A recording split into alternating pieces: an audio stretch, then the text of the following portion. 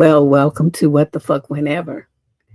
And I'm happy to see even a few people here because I haven't done the show since we did February. It's just been so much going on. And my poor auntie that I take care of, she's 80, well, she's gonna be 89, um, was in the hospital. And then I slipped on the stairs and it hurt my low back. I didn't fall though. I caught myself. But it's still when you jam your leg like that. And then what else happened? Oh, and then the family friend had a stroke. And I thought about it, and it was one day before I had mine 3 years ago. So I'm like, okay, this is not looking good. But no updates yet on her. For those of you who asked, she is in a rehab center and getting physical therapy and getting taken care of. So hopefully, she'll at least make a 50% recovery. So, and I'm telling you, if you can keep yourself from having a stroke, please do everything possible to keep that from happening. So let's get started with this show that we have not done since forever. I feel really awkward. It's like, I don't even know what I'm supposed to be doing. How do I do this? What do I say? What do I do? Where do I look? It's just really a strange thing. So let's get started. It looks like, well, hold on a second. Let me just double check. Let me make sure and verify. Oh, that looks long. Wait a minute. Yes, 25. 25, our usual number of questions. So you guys ready? This is how it goes. For those of you who just stumbled in here, people write in advance. I can tell you how to do that. This is how you do it. And they write in advance. Then my cousin goes through the inbox, picks a selection of letters. Usually it's about 25 per week, and puts them into this document, which she then emails me. It has this little cover sheet on it, so I can't cheat and look at the letters in advance. So when I'm reading them to you, that's the first time I'm hearing the issue as well. And the answers that I provide are just off the top of my head. Sometimes I miss things or don't think of something, or the audience members actually live in the country or the city that the letter writer's from, and they'll augment my response with, local information. So those of you who wrote in, also pay attention to what's in the chat over here on YouTube. And you should, between everybody, you should have a complete answer to your question. Let me take this off. All right. Let's get started. Okay, question number 1. This is a young lady in the 20 to 34 age group from Columbus, Ohio. Summary of issue. I went out with an older guy and it absolutely sucked. Well, I'm old and I don't even go out with older dudes. Okay, so this is more of a vent and to hear your thoughts. I am 31 and I started going to a new gym last month. And this guy, he said he was 46, came up to me last Friday and started a little small talk, etc. He asked me out for dinner and I agreed. This is where it all goes downhill. At dinner, we talked about ourselves and dating. And then the topic of age came up. And he was surprised when I told him my age. He said he couldn't believe I was 31 and assumed I was younger. I said, yeah, I get that. But how old did you think I was? And he said, well, I thought you were 25 at most. Okay, wait, he's 46. And he's asking somebody who he thought was 25 or under. Did you catch that? Which icked me out. And then he asked me why I was still single at my age and confessed that he normally dates women in their 20s because he, quote, connects with them more. Why would a 46-year-old man connect with a young girl in her early 20s? Because he has arrested development and he's just stupid, okay? Okay, so let's see what else happened on her awful date. And then the check came and he said if I wanted to go half, whatever, I just want to get out and go home. But then he goes, well, do you want to go back to your place to end the night or mine and see if we can connect? I said, no, I think this is where we ended, but thanks. And he looked so annoyed and said that's why he doesn't date women in their 30s. Yeah, because they have more confidence and sense. A young girl might be just awed by the fact that some old dude asked her out and she feels like he's like the cast meow or something. So she's going to go with it so she can feel like she's getting the experience. And then allegedly older men know how to put it down better. That has not been my personal experience, but whatever. So then she says, I normally prefer to date men within my age, and I've never gone out with an older man, but bleh. After that date, that sucked. Older, but not mature at all. Well, see, at least now you know. See, Shay, ain't nobody here yet. They probably didn't think I was coming. But, men, I don't know. I don't know how to put this. I think they pretty much do all the growing and developing that they're going to do by the time they hit about 33.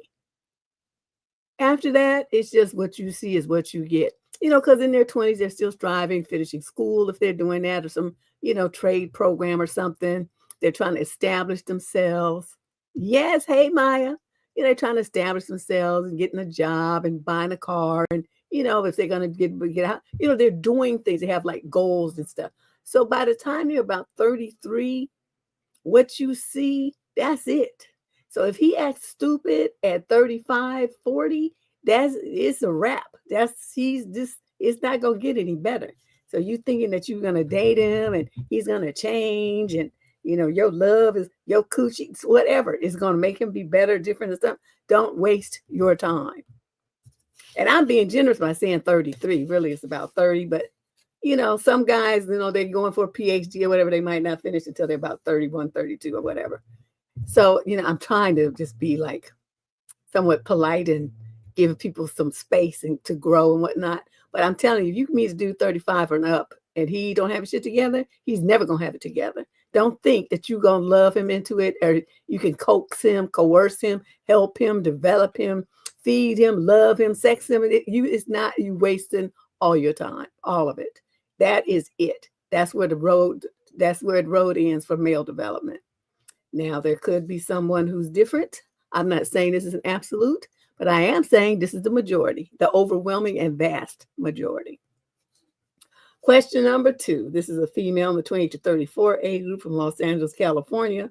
Some issue. Is it acceptable that my boyfriend invites his best female to travel with us? I guess if you're going to San Francisco for dinner, maybe, but you talk about getting on a plane and something. I'm going to Italy for a conference in May, and I asked my boyfriend if he wanted to visit Italy together.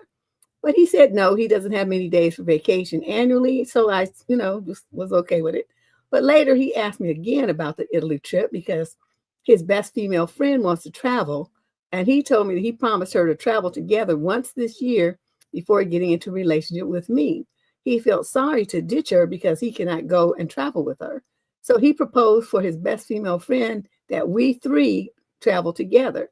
But I haven't met this girl even one time. I feel strange and uncomfortable for this kind of traveling. Also, I think best opposite gender friends should keep their distance from other people's boyfriend and girlfriend when they are in a relationship. To me, this is a personal boundary. I don't want to experience any drama in my relationship, but it seems he doesn't have a problem with it and said I also went to travel with male friends. And I said, yes, I did. But it was 10 years ago and I wasn't in a relationship back then. And he said he doesn't mind if I travel with my male friend. I am from Asia and he is American. He said something like a culture difference.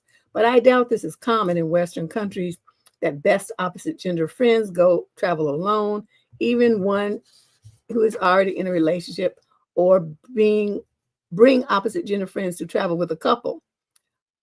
I personally think it is a red flag. And he started to ask or blame me that I tried to say something to hurt him and I still wanted to stay with him. He has female friends on social media, but not guys.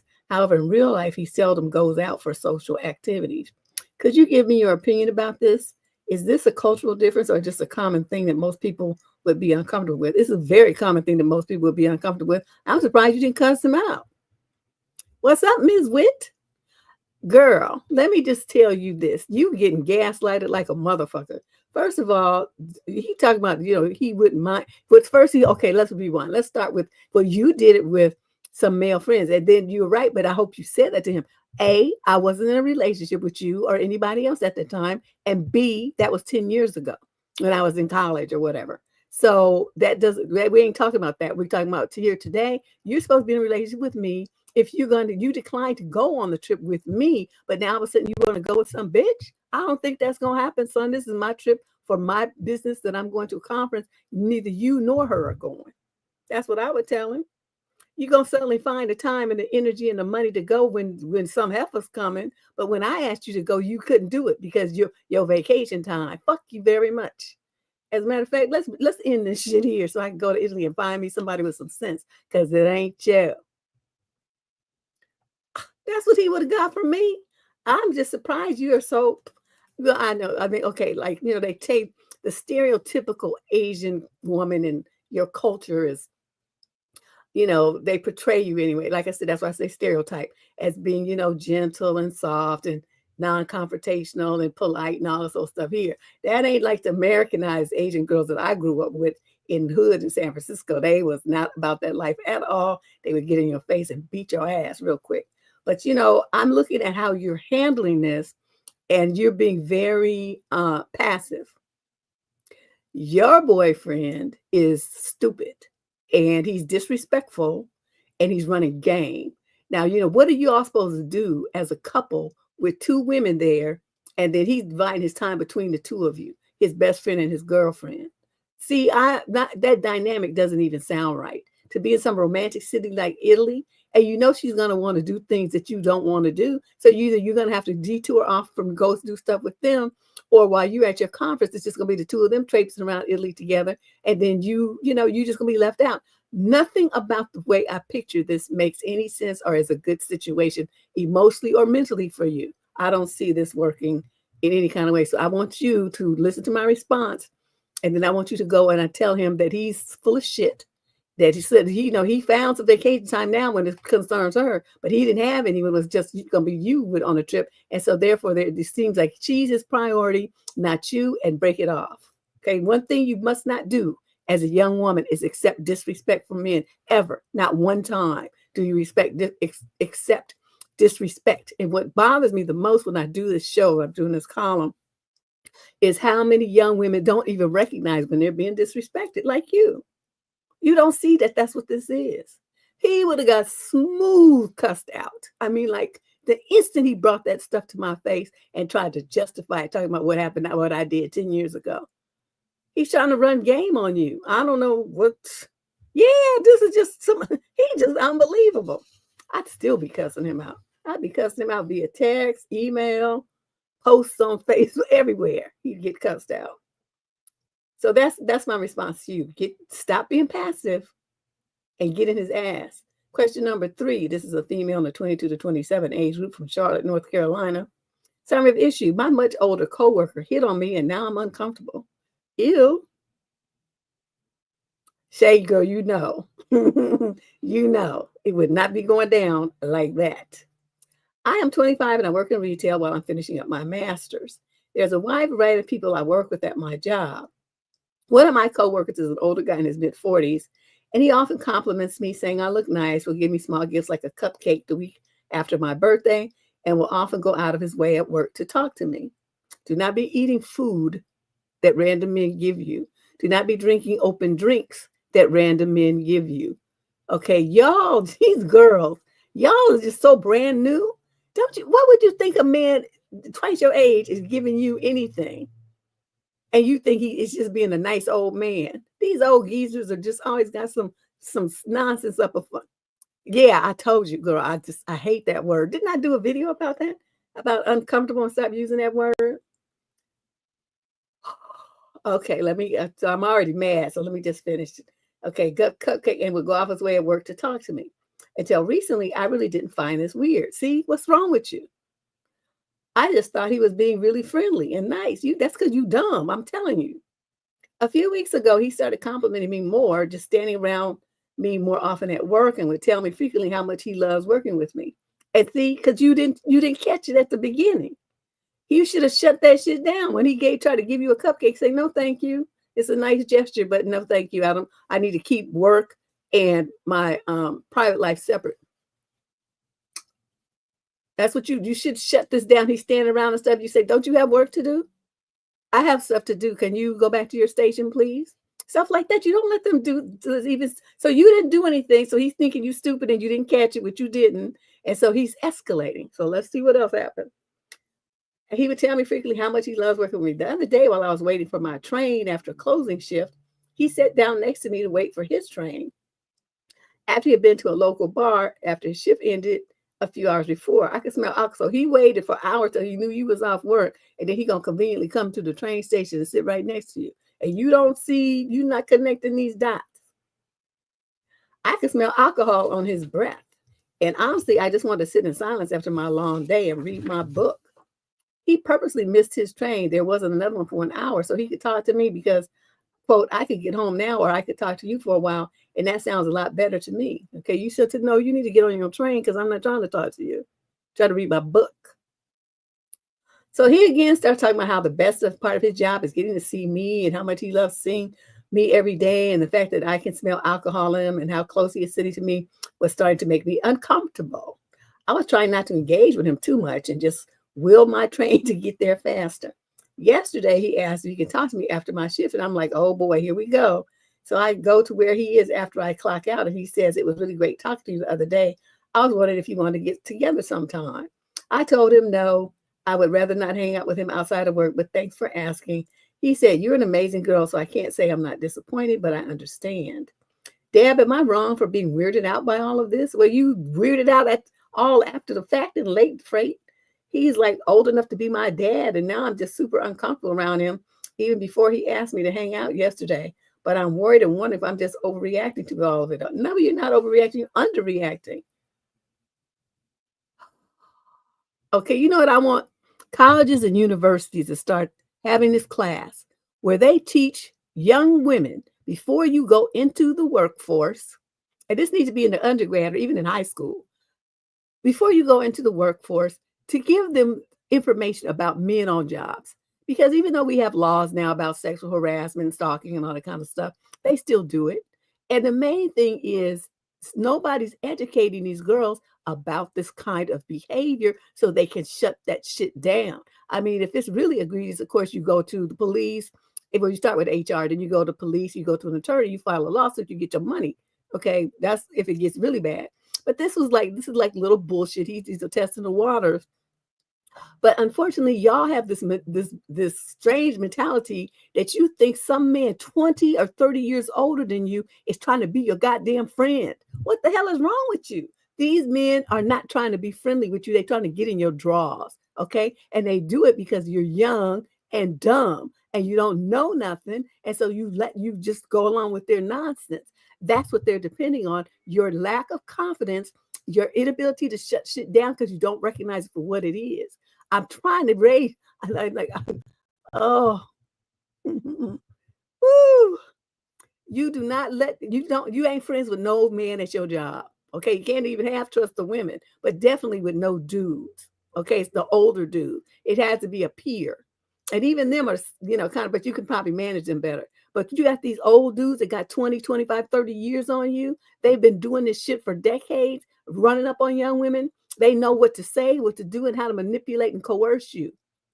He was like grooming her. That's essentially what he was doing, giving her cupcakes and being all nice and stuff. That's what they do. It's the same techniques that pedos use with kids. But these are men, twice enough older to be your daddy and granddaddy sometimes.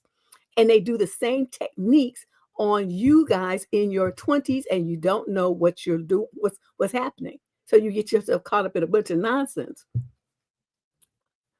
Yep. Read what Shay just said. It's just that simple. That's all they want, to get in somebody's panties. So y'all, stop thinking men on your jobs are your friends. They're being nice to you. They're not. They're gaming on you. Shut that shit down. Well, I've had 3 weeks to rest up because you haven't been here since I did February Day with all the shit that happened in my life. But this upsets me because the parents aren't teaching the kids, the girls, and then the schools aren't teaching the girls either. So they're going out, with their little degree, all happy and stuff, thinking they got a good job, and they run right into these kinds of men every single time. Yeah, it's hard.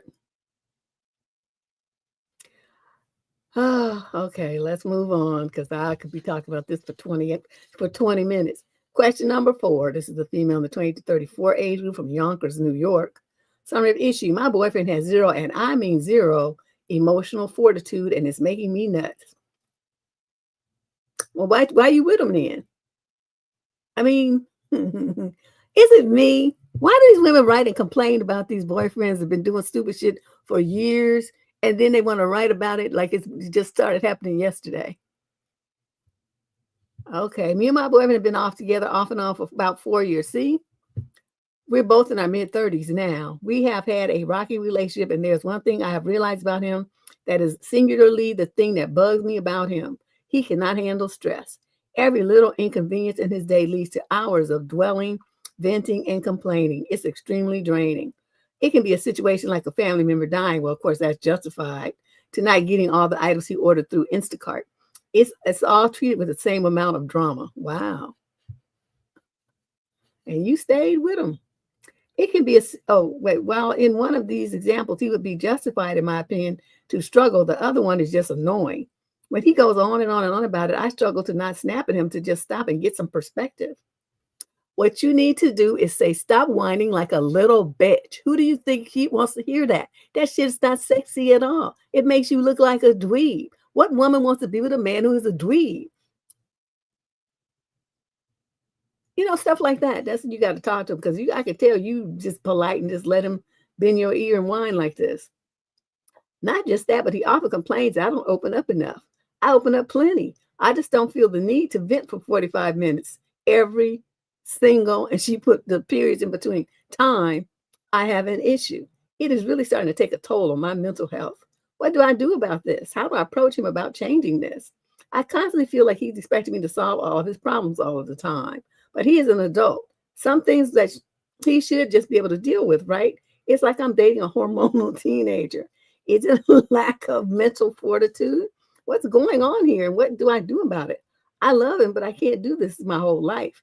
Am I being an insensitive jerk here, or would this drive you nuts too? Oh, girl, no. I don't even even okay. My daughter, when she was a little kid, she would get on that whining trick. Shut that shit down. I'm like, I'm not saying you can't do it, but you're gonna do it in your room with the door closed under the covers because I want to hear it, and I definitely don't want to see it. And I would send her to her room. You think I'm gonna hit some detox? And this is like a 6 and 7-year-old. Do you think I'm gonna tolerate that from a 30-something-year-old man?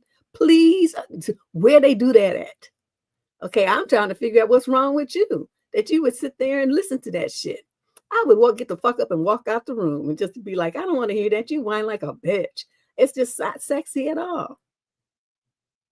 That's how, you're asking me what to do. I'm telling you, that's what you need to do. Not feed into it. The fact that you sit there and listen to it, communicate to him that it's okay to act like that. So you haven't done anything to make him see that that's not attractive, that's not mature, that's not anything that you want to be bothered with. You haven't said anything. So see, when you just sit there and you just let men do stupid stuff, then they assume that you're okay with it. Right? I mean, that would be the normal conclusion that anybody would come to, that you're okay with it. That's why you're not saying anything to shut it down. So I don't know how you could love somebody like that. I have to love a man that I respect. Like I have to respect his hustle, his thinking, his actions, his way of viewing the world, how he goes through the world. I couldn't do this. He would have got so fired the first time he threw a tantrum like that. I just could not. I don't understand it. Wait, I forgot I have. Guess what's in this cup? What is this? I'll be experimenting with these wines we having on sale at BevMo, and I just stopped doing that. Okay, question number 5. This is a female in the 22 to 27 age group from Elgin, Illinois. Summary of issue. I love my partner, but I think I'm outgrowing him. Is it time to leave? Girlfriend, once you feel like you have to ask that question, yes, the answer is yes. I don't even need to read the letter. I'm going to, though. But once a woman starts thinking about, is it time to go? I've outgrown him. He's not improving himself. He's not, he's not the man that I really need now at this phase in my life. Once those thoughts come into your head, The relationship is already over. You just haven't cut the rope yet. You haven't made that move, but it's already over. So I'm 27. I've been with my partner for 28 for almost 5 years, but I feel like I've outgrown him. I love him, but I don't think we're aligned in terms of ambition, personal growth, or values. This is why I'm struggling. Oh, she put bullet points, like she writing a term paper. Different levels of ambition. I run my own business and work hard to build a stable future. He's content in his low-paying job with no real drive to progress. It took me 4 years of pushing him just to start driving. Wow. So what, he just sitting in the car and like a passenger princess, like he's Miss Daisy or something, and you driving him around? Is that what's going on? Wow. Living situation. While we still live separately with our parents while trying to save for a house, I feel like we're falling behind while our friends are getting married and buying homes. Yeah, but why would you want to marry a man like this, though? Substance use. He has a bad weed habit. Okay. Well, there's his lack of ambition. You know, it just, some people do okay with it, but most people get so chill, they just lose their motivation, especially when they smoke a lot. He smokes every day. See, he doesn't drink regularly anymore, but when he does, he has to do, the white stuff. So he does weed and C and gave up alcohol. Wow. So he was just on a real roll. We could never go out for a casual drink without him doing it. I spoke to him about it, and while he makes temporary changes, he always goes back to old habits because he's a C head. Behavioral issues. He struggles with things that wouldn't be a big deal, gets into long-lasting bad moods, and has a temper. He's never hurt me, but he's broken things in frustration. Infidelity and personality clashes. He kissed another girl a few years ago, but says he's regretted it every single day since he did it. I don't think he would ever do it again. He also has racist and narrow-minded views that I don't agree with. He can be rude to people he doesn't know, doesn't enjoy socializing with my friends, and avoids stepping outside of his comfort zone. Oh, he's just a winner, isn't he? Oh, no. Oh, Tito's and Ginger. Go, girl. Missy got her drink on. Wow, this guy just like ticking all the boxes. Concerns about the future. I want children, but I don't think he'd be emotionally or financially capable of supporting a family. I don't want to be the only one carrying the whole burden. So now I know you asked me why it's hard to leave. You're right. Because I would have been gone. He's completely devoted to me, always apologizes first in arguments. And when we're good, we're really good. But love alone doesn't feel like it's enough anymore. I worry that staying with him means sacrificing the future I want. Would leaving be the best decision? Yeah, obviously. Okay, girl, let's like this. In your 20s, that's why I really don't think people should get into really long-term serious relationships in their 20s. Because everybody changed. I mean, till the end of your 20s, like 28, 29, 30, yes. But that early 20s thing, you're changing too much. You're changing pretty much every month. You learn something different. You experience something different. You meet different people. You have so many different new experiences that they all impact who you're going to be by the time that calendar rolls over to your 30th birthday. So I personally feel like nobody should be in a long-term relationship at that age where they're dating for years and years. People used to do it. That's when they got married at 14 and they died at 30. The life expectancy in the wild, wild west and all them days, like in medieval Europe and stuff, wasn't very long because of disease and starvation and stuff. Famine and all kind of stuff was going on, wiping people out. So people didn't really live that long. So they had to get started early. We have the luxury. We don't need to do that anymore, right? So you give yourself time to grow up and experience life and achieve some of your goals and dreams. Then you find a partner who's going to have been doing the same thing, growing and changing and developing himself into a decent person. So, what you have now is you have grown and you have changed and you've set goals for yourself and accomplishing them and doing all the things of adulting that one should be doing in their 20s. Your boyfriend is not. So you have not only left him behind, and he's like so far back in the rearview mirror, and he's never going to catch up to you because of his habits. Those are going to stymie him. If he tries to get any kind of job where they do drug testing, he's not going to get it. I mean, they have in California, they have, you have the little medical card. You can still work with the with the weed issue, but not with the other one. So they would find it in his system, and then he wouldn't get the job. So I'm looking at, and then, you look at, okay, you're going to be reproducing with this person. Those kind of drugs have been shown to impact the quality of his swimmies. Okay, so then what you're doing, you're trying to breed with somebody who's all going to be all fucked up, and then your kids are going to be all fucked up. So you're going to sit up there with your little business and all these goals and stuff that you set with a lazy bum husband who's a seahead and a weed addict and some fucked up kids. That's what's in your future if you stay in this with this man. So, I hope I was blunt enough for you to, look into the future that I'm seeing, and it's not pretty. You need to exit this situation like tomorrow. You'll say, hell no. Yeah, that's what I'm saying. Question number 6. We got 25 questions today. This is a young man in the 22 to 27 age group from Garland, Texas. Summary of issue. My mom is not speaking to me now because I refuse to let her, quote, borrow my car indefinitely. I'm 25. I bought my first car last year. It's nothing fancy, but it's mine. I worked hard for it and I pay for everything, insurance, maintenance, gas, etc. My mom is almost 50 and still doesn't have a car because she doesn't like the responsibility. She put that in quotes, and has always relied on borrowing from family or using public transportation. So 3 days ago, my mom called. We talked pretty often, and she casually mentioned, I'll need your car for a while. I asked what she meant, and she said she had a new job starting soon and didn't want to deal with the bus schedule. I told her I can drive you when I'm free, but I can't give you my car. She acted all surprised, like I was being ridiculous. You don't need it all the time. I'll just use it when you're not using it. I told her, I work full time. I do actually need my car every day. She then said, well, we're family. I'd let you live in my house for 18 years, and now I need your help. She always brings it up like she's the only parent to ever do that. I told her that's not the same thing. I bought this car with my own money. She got mad and said I was being selfish and disrespectful.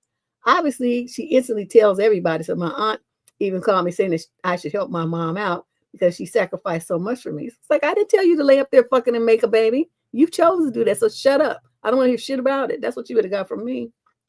I stood my ground and said I won't give my car away. She needs a ride. Sometimes I can help, but she needs to figure out a real long-lasting solution.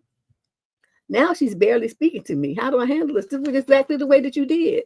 You made a good boundary. You said no, and I like that. It's just shit. Yes, your mother. But you know what? For you to be a man, you got to start backing your mother up out your life. You cannot let your mother control, because it's the kind of thing you're going to get a wife, right? And then your mother's so used to running you, she's going to be trying to still run you while you got your responsibilities and obligations are to your wife and any kids you have. So the time for you to back your mother up out of your life is now. So you can make space for that new relationship and your own family. She, it's unfortunate with that auntie calling, getting in. I said, no, bitch, you can give her your card in. You think she needs a car so bad, give her yours, because she ain't getting mine. Click. So you see, I don't know, because probably the only person in the world has cussed my auntie out, cussed out my uncle. I just don't give a fuck. You act stupid, I'm going to just tell you about yourself, and I don't care. So, about that blood relatives nonsense. That don't mean nothing. I didn't pick you for my relative, you trifling piece of shit. That's what they got from me. So, I'm looking at your mother, and your aunties and stuff. It's like, you gonna have to stand strong, because they circling the wagons around you. They're really gonna try to force you, and make sure your car is locked up. Get you an alarm on it, a low jack, whatever they got these days. The technology is different to make sure that your car is protected, because people like this will come. They'll get somebody to steal your car because they feel like, well, if you're not gonna let them use it, you're not gonna have it either. So be very careful. I don't trust them. I'm not, the energy here is very manipulative and controlling. And when people like that get like that and they feel like you're getting out of their narcissistic control, they sometimes do some really nasty things. So you be careful. Make sure your car is protected. If you have a garage, you could put it in or something, do that. Question number 7. She's a young lady, 22 to 27 from Birmingham, Alabama. Summary of issue. I feel stupid because I actually thought this guy really liked me. You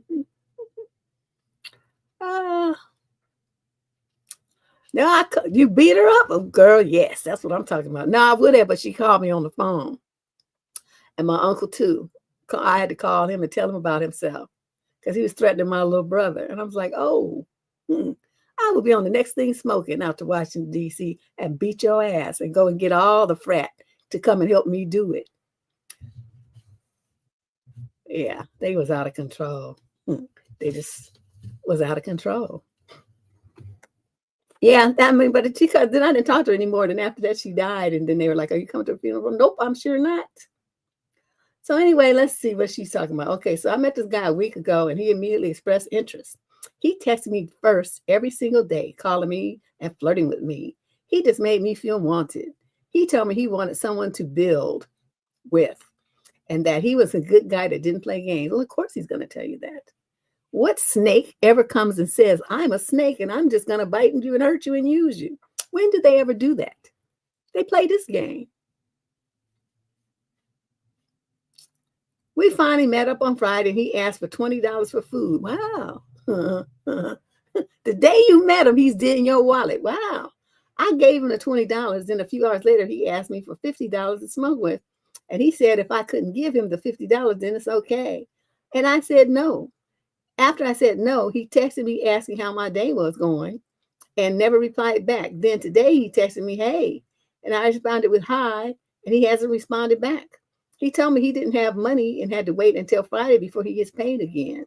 Do you think he really likes me? Why would you want him to? Oh, y'all help me.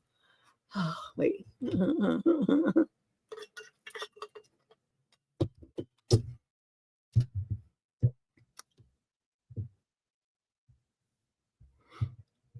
Okay, I just met you and you asked me for $20. Guess how many ways I'm going to tell you no? Hell no, fuck no, what the hell I look like? No, you out your rabbit ass mind? No. I mean, a whole bunch of no's, all kind of ways. But no is going to be in there. And then since you gave it to him, he's like, okay, she a mark.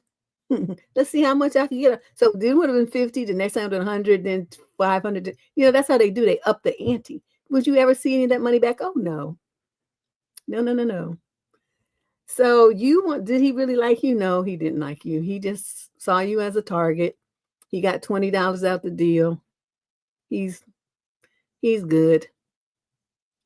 My daddy used to warn me about men like that, though, but he would say that, you know, the real ones, the real trifling ones, well, I mean, they happy if they get a meal, like if you just give them a sandwich, you know, and an apple or and a cup of Kool-Aid, they thinking they got, you know, they done come up because whatever they can get out of you that they didn't have to provide for themselves, it's a come up for them. Now, for some men, it's, you know, a glass of Kool-Aid or a can of Coke and a sandwich. And for other men, it's, you know, $20,000 investment of your $30,000 investment of your money in a house that you are dumb enough to buy with them.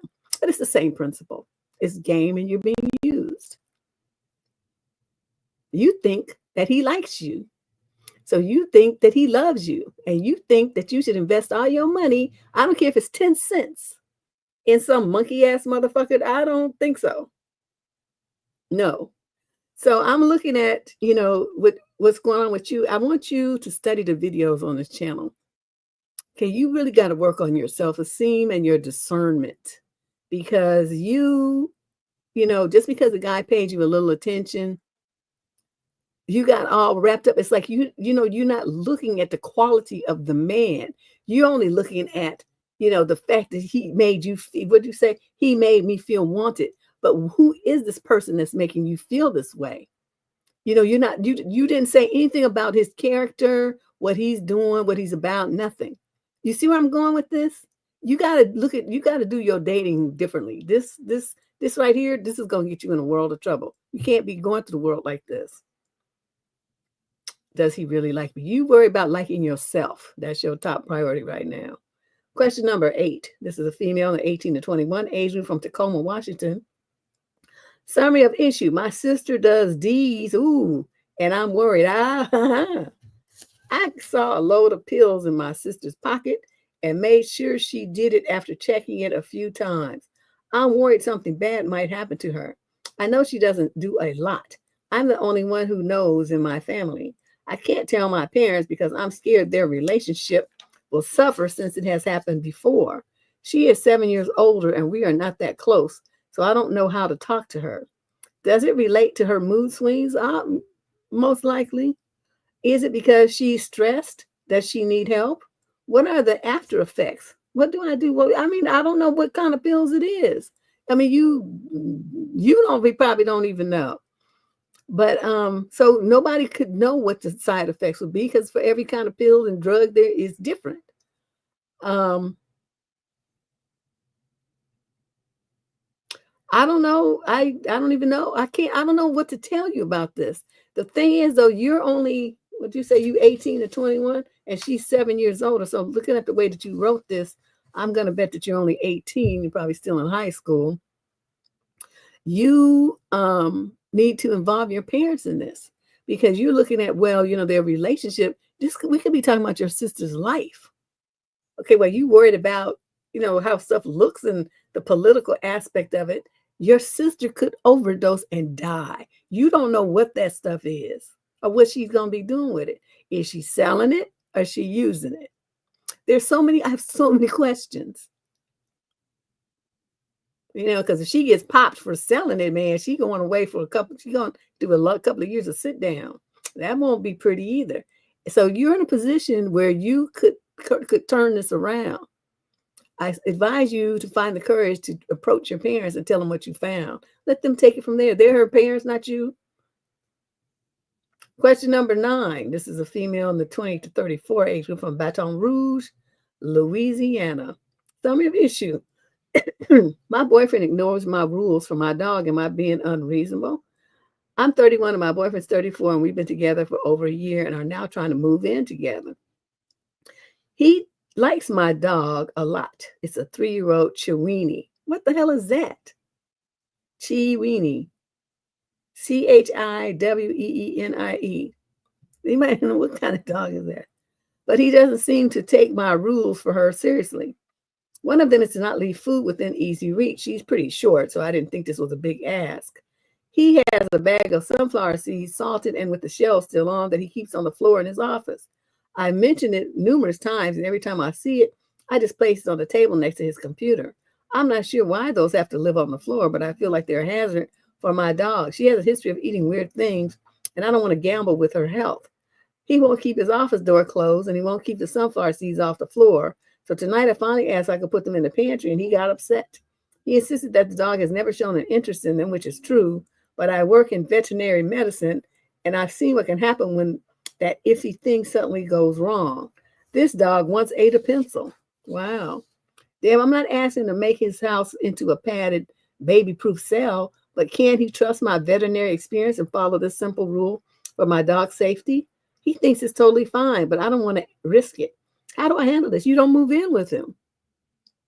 Your fur baby is like your child, okay? Now, would you bring your child into an environment where people had something that could hurt your kid, a choking hazard for your child? Would you do that? Everybody with any sense, the answer to that question would be no. So you'd have, an environment where you want to bring the kid, in this case, your little pet pup, your Chiweenie, and the person there doesn't really care about the fact that your animal could choke, breathe it in, or die. It could be toxic to them and make them really sick. I don't know what the issues are with dogs and sunflower seeds, especially with those shells. So, but it's a risk. Like you said, it's a risk. Just like having some things, uncovered electrical sockets and stuff like that when you have a toddler. So when you see that a situation is a risk, you don't try to get the person to change. You don't bring your kid to that house. That's how you do that. So for you to think about moving in with him when you can see his attitude is, I don't give a fuck about your dog. I'm trying to figure out what is in your mind. You're putting like the thought that you want to move in with him above your animal's basically life. That's what you're trying to tell me here. How do I handle this? You just tell him I'm not going to move in with you. And really, I mean, if it were me and my dog, was that precious to me and I had a boyfriend who didn't really give a fuck about my dog like that, I wouldn't be with him. Because what I love and who I love, you need to love it too. And if there's any situation where you don't, and you showing and telling me that you don't, I don't need to be with you. I don't need you around the thing, the kid, the people, the vulnerable individuals that I love. You can't be around them, because if you do something to them, I'm going to prison and you going to the funeral home. That's what's going to happen. So I don't see where this is any kind of good situation. You've already explained it to him. You've taken action. You've moved it. He moves it right back. So I don't understand why you don't clearly see what's going on here. This man don't give a fuck about you or your dog. You need to break up with him and move on. Little see this again, disrespect. And the women don't get it. They don't see when they're being disrespected. He doesn't care about you. Anybody, he could put the stuff in a metal box with a locking lid on it or something to sit it on the floor if he really wants it on the floor that bad. I mean, I don't want my food on the floor, but I'm not the one eating it. But they have those like popcorn tins with the metal lid that you got to pry off and stuff. There's many ways he could put them so it could still be on the floor, but it would protect the dog from harm. But he's not choosing to even take that kind of action. So I don't understand what you're looking at here and what you're not seeing that I see. We would boop, deuced out. Question number 10 of 25 questions. I got to stop talking so much. This is a young man, the 28 to 34 age group from Scottsdale, Arizona. Summary of issue. What should I do in this situation with a girl? She left suddenly, but was transparent about why. This woman, she's 31 and I'm 29. We met at a party about 8 months ago. Why do you call her a girl? And she's 31 years old. What's wrong with you? We have been texting probably every day since November. We hung out in group settings 2 or 3 times. Blah, blah, blah. Okay, nobody cares. We're affectionate towards each other, but I admit I'm the more expressive affection of the two of us. We made plans that she would drive up and see me over the weekend. We planned the weekend together. When she got there on Friday, we got dinner and went back to the hotel I booked for her. We got intimate. Afterwards, I confessed that I loved her. She asked, how did I know? And when I explained it to her, she cried. Oh. I asked if she was comfortable sleeping together, to which she said she wasn't really ready yet. So I went home.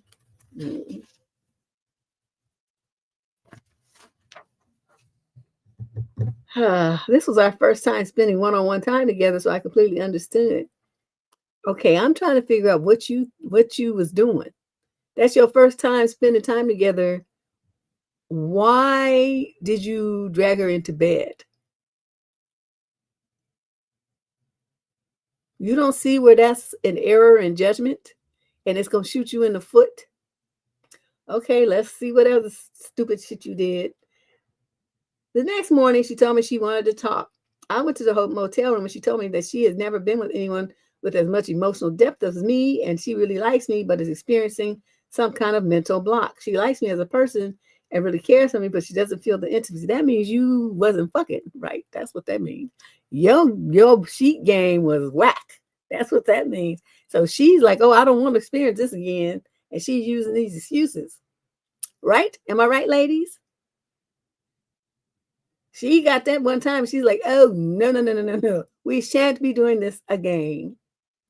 Oh, my God. But she said she usually feels the intimacy right away, but maybe it was hard because I'm the first distance guy she's ever been with. She also said her previous man, she never felt as emotionally connected as she did with me, and it was scary. Yeah, girlfriend's good. She got some good old rap. Blah, blah, blah, so all this other stuff. I apologize, but she told me not to feel bad. She just wanted to feel the same way with me, but doesn't at the moment. She basically just didn't know how or why she was feeling this mental block. It didn't feel right to continue spending time with me. Yeah, your sheet game was whack. In any case, she said she wanted to leave, and I said, of course. I helped her load her car up. Her bags were already packed because she was scared I would freak out and get mad when she told me this. That's what she said. Okay, as she was about to leave, she didn't really want to go. I told her she didn't have to, but she said she needed more time alone to think. She needs to get over that.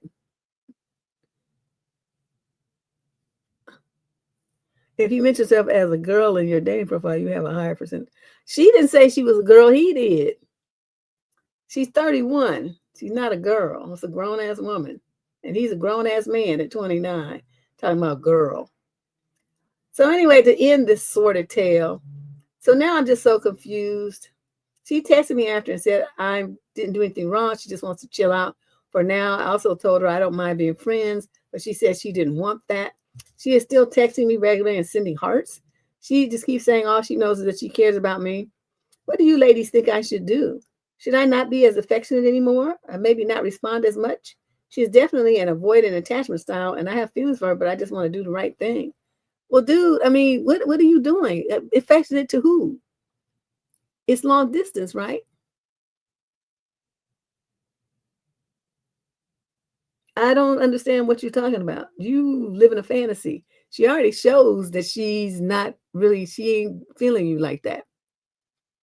Okay, you need to just accept it and move on.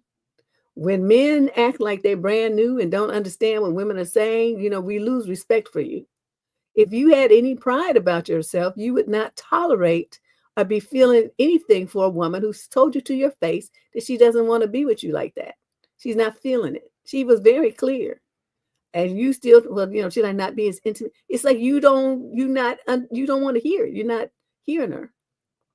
So it's kind of, I don't know, kind of interesting. Let us move on. I done told you, just let it go. Okay, this is over. Block her so she can't be interfering in your life, and you can start getting over this. Question number 11. This is the female in the 28 to 34 age group from the UK. Third issue, am I dealing with a narcissist? Whenever we have a disagreement, he says, quote, you know I'm right, or quote, you know what you're saying is wrong.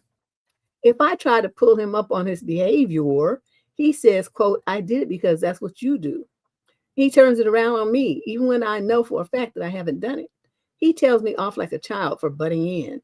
I do have ADHD and I do occasionally butt in, but it's usually because it's something he's told me several times already.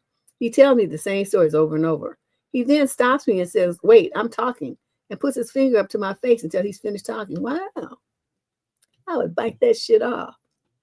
My gut is telling me that this is narcissistic behavior, but my ADHD tells me that I'm the problem. Is it narcissistic? Isn't it? Girl, that's not your ADHD. That's your stupidity. It's different. Two different things. First of all, okay, again, another situation where you are being disrespected and you're sitting there tolerating it. Somebody telling you, that's what you do, or I'm, putting their finger up to tell you to shush you.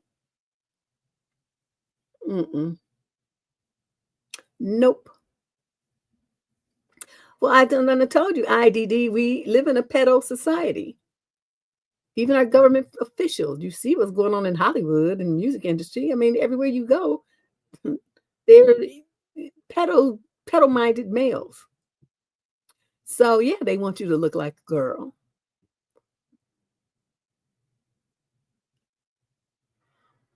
I just, and women doing that, balding of the pubes thing, like a little girl. I don't understand what y'all be thinking, especially those of you that have daughters. You tripping. So let's, most likely what's going on here is we use we don't wait, we got to get rid of that. We don't use those kind of words here. We have we use euphemisms, okay? So for adult movies, we use the term popcorn. Okay, we don't talk about bedroom activity, we call it nook nook. So there's things you got to have these kind of things, otherwise your stuff gets flagged by Google. Okay, so I just deleted your comment where you put that whole word in there, IDD. We can't do that. All right, let's move on to question number 12. Summary of issue. Oh, I'm sorry. Female 18 to 21 from Vancouver, Canada. Summary of issue. I was on a call with my boyfriend. He said something that's making me reconsider things. Hi, Deb. This may be a trigger warning letter for some of your viewers, so I thought I would let you know. I hate to dump this on you, but I have no one else to talk to or vent out my frustration to, so I really need help. I met my boyfriend 2 years ago when we were both 18, and he's been literally the love of my life. He's my first love, and I'm his as well. And it's like every day was honey money for us until what happened yesterday.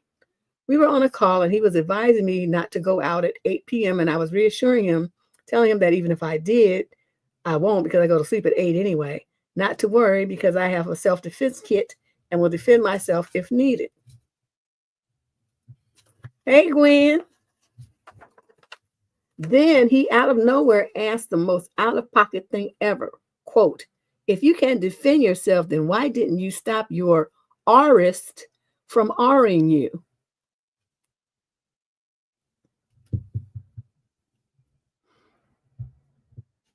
Wow.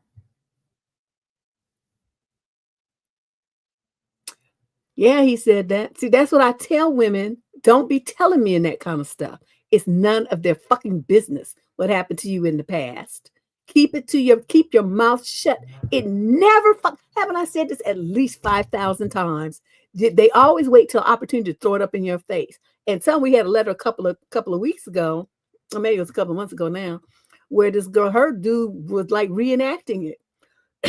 He wanted to hear about it in detail and wanted to, like trying to act it out and stuff. So you can't tell men this kind of stuff. Tell your shrink, tell the police, but you do not tell your husband or boyfriend. I don't give a fuck how many years you've been with them. Shut your damn mouths. Y'all tell too much, talk too much. Oh, yes, you need to leave his ass. Okay, so let's see what else. She said, Deb, my heart genuinely dropped, and I told him I was going to sleep and hung up. I texted him 3 minutes later saying that we need to talk, and I told him that what he said was basically victim blaming and explained what he said, and he got very defensive, saying stuff like, quote, I was just trying to make a point, end quote, or quote, I just wanted to understand the situation, and quote, I put myself in your shoes and I figured that I could have run away if it was happening to me, but that's obviously not true. And when I told him it really wasn't true, and like I told him, he can't know unless he actually experienced it, he said, quote, what is wrong with you? Wow. Deb, I'm genuinely lost and I don't know what to do. I really need help. No, you don't. You already know what to do. You just don't want to do it.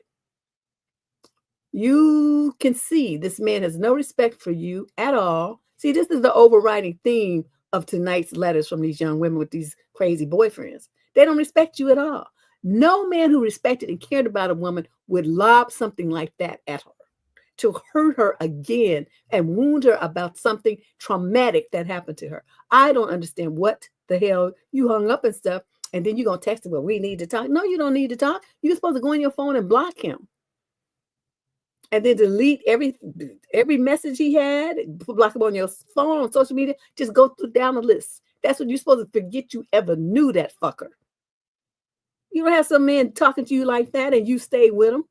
You gonna still be kissing on him and letting him touch on you and stuff. Use your energy and get the benefits of having a relationship with you. Hell to the no. But see, again, like I said, we don't. You can't tell men stuff like this. Even if they don't say it to you, they be thinking it. So you can't tell them. And some of them are so bold and they be like, well, have you ever been? They'll ask you. And you know what you're supposed to do? Look him dead in his eye and say, no, have you? Because a lot of them have too, and they don't want to talk about it either. So, but it's like I said, you tell your shrink, you can tell your priest, I guess, if you go into a little confession booth, you tell the police. Those are the only people that need to know about anything like that happened to you. That's a criminal act. Why you want to go dredging that up? Okay, so now look, okay, here she is. Now she done told this boyfriend, right? Now they're going to break up. Now he has all this details about her. So don't you think he's going to go and tell other people? So now all his friends and family members are going to know this business of yours because you had a big ass mouth and told him about something that happened to you when he wasn't even in the picture. He had no reason to know that information. But women just talk too much. It just gets on my nerves. You don't need to tell men every goddamn thing about your day and your life and everything. They don't need to know. They can't handle it anyway. But women, you want to talk. You feel like you want to bond. And so you want to share. You want to just, tell them everything. Men don't give a fuck. They don't want to hear it. Half the time they tuning you out anyway. And you only talking to the wall, but you are running your mouths about something. It's just this thing, though, you really cannot tell me. And I keep telling them women that, and they just keep fucking up. Okay, let's move on. Question number 13 is a female in the 22 to 27 from what age group from Westbury in the UK. So issue, I want to quit my job after coworkers said that I smell and dress weird, but my family thinks I'm being overly sensitive. This happened a few days ago, and I generally don't know if I'm overreacting or if my coworkers are just mean. For context, I recently started working at a new office. I'm a little introverted, so I mostly keep to myself, do my job, and go home. I don't talk much, but I try to be polite and friendly when it's necessary. I also have a pretty unique fashion sense. I love vintage clothes, thrifted outfits, and layering pieces that some people might find unconventional. I think oversized sweaters, long skirts, and sometimes funky patterns. It's just my style, and I've never had an issue with it before. Well, obviously it didn't bother your employers, because if you went to the interview dressed like that and they hired you, then it should be fine, right? Okay.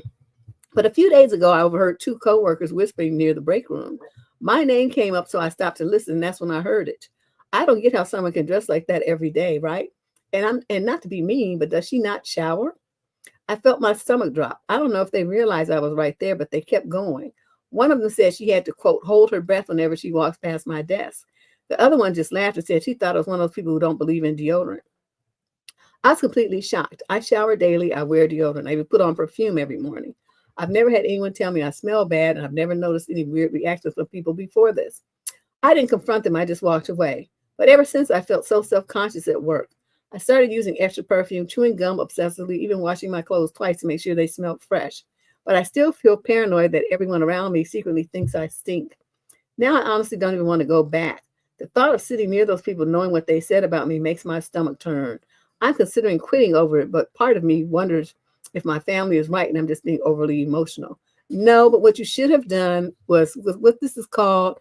Um, See, you thinking that they didn't know that you were there. I'm betting that they did, and that's why they did start talking about you like that. It's called workplace bullying. And so what you need to do is what you should have done was immediately made a U-turn and went to HR and reported what they were in the lunchroom saying, because that's a public place. It's not like they're on a phone, off work hours. They're on work time and denigrating a coworker like that in a place where other people can hear you, hear it. So you need to report this to HR and give them their names and tell them who was said and tell them exactly what they said. That's what you need to do, and you need to do that tomorrow. Okay. Now, of course, I haven't done the column for a while, so now I don't even know when this letter was sent and if you quit by now or if you're still there. But I would hope that you did not quit your job because people saying stupid stuff about you smelling or something. This is unfortunate. Yeah, see, I think they knew she was there too. They were just doing that, it just was trying to bully her. And yeah, I mean, you sound very shy and kind of quiet, and the kind that looks like, I mean, for people who are assholes, a victim. So they're going to, attack you. I've never been bullied on any job ever. It's just too much of an asshole. I mean, if I wanted to, I would probably be a bully, but I don't feel like exerting that energy. No, she don't need to go to an attorney's office. She needs to go to HR. They're employees. And this happened during work hours on the job. So this is an HR issue. She hasn't suffered any damages. They haven't maligned her reputation to the point where she's lost money or anything.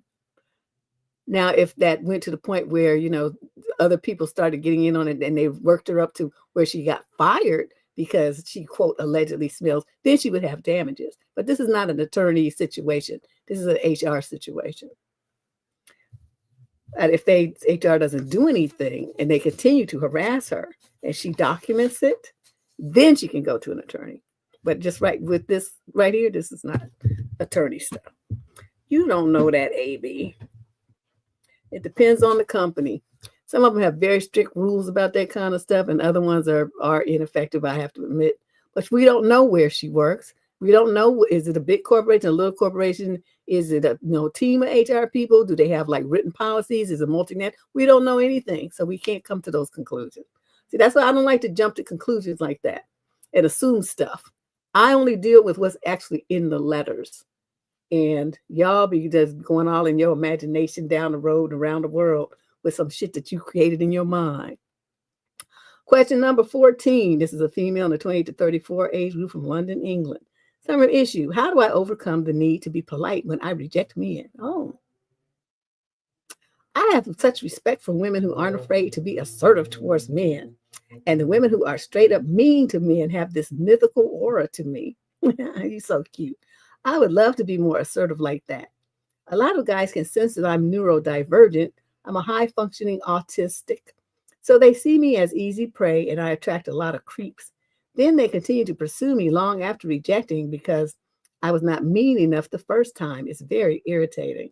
One of my stronger autistic traits is that I care about manners a lot, and she put that in caps. But in these situations, rigidly adhering to my manners is the opposite of helpful. Rejecting men in a way that they actually F off would be a dream come true for me. I'm just so bad at it. I'm so shy, not necessarily insecure because I know my worth, but I just feel so much pressure to be polite. I wonder where that comes from. That's interesting. Seeking tips from your viewers who have developed this ability to sense when to be assertive, when to be mean, and how to overcome the feeling of, quote, I should be polite, end quote, and how to do so. Well, girl, you asking a lot for one little letter. Thank you, Deb and the squad. I will be watching and reading the chat too. Oh, well, good.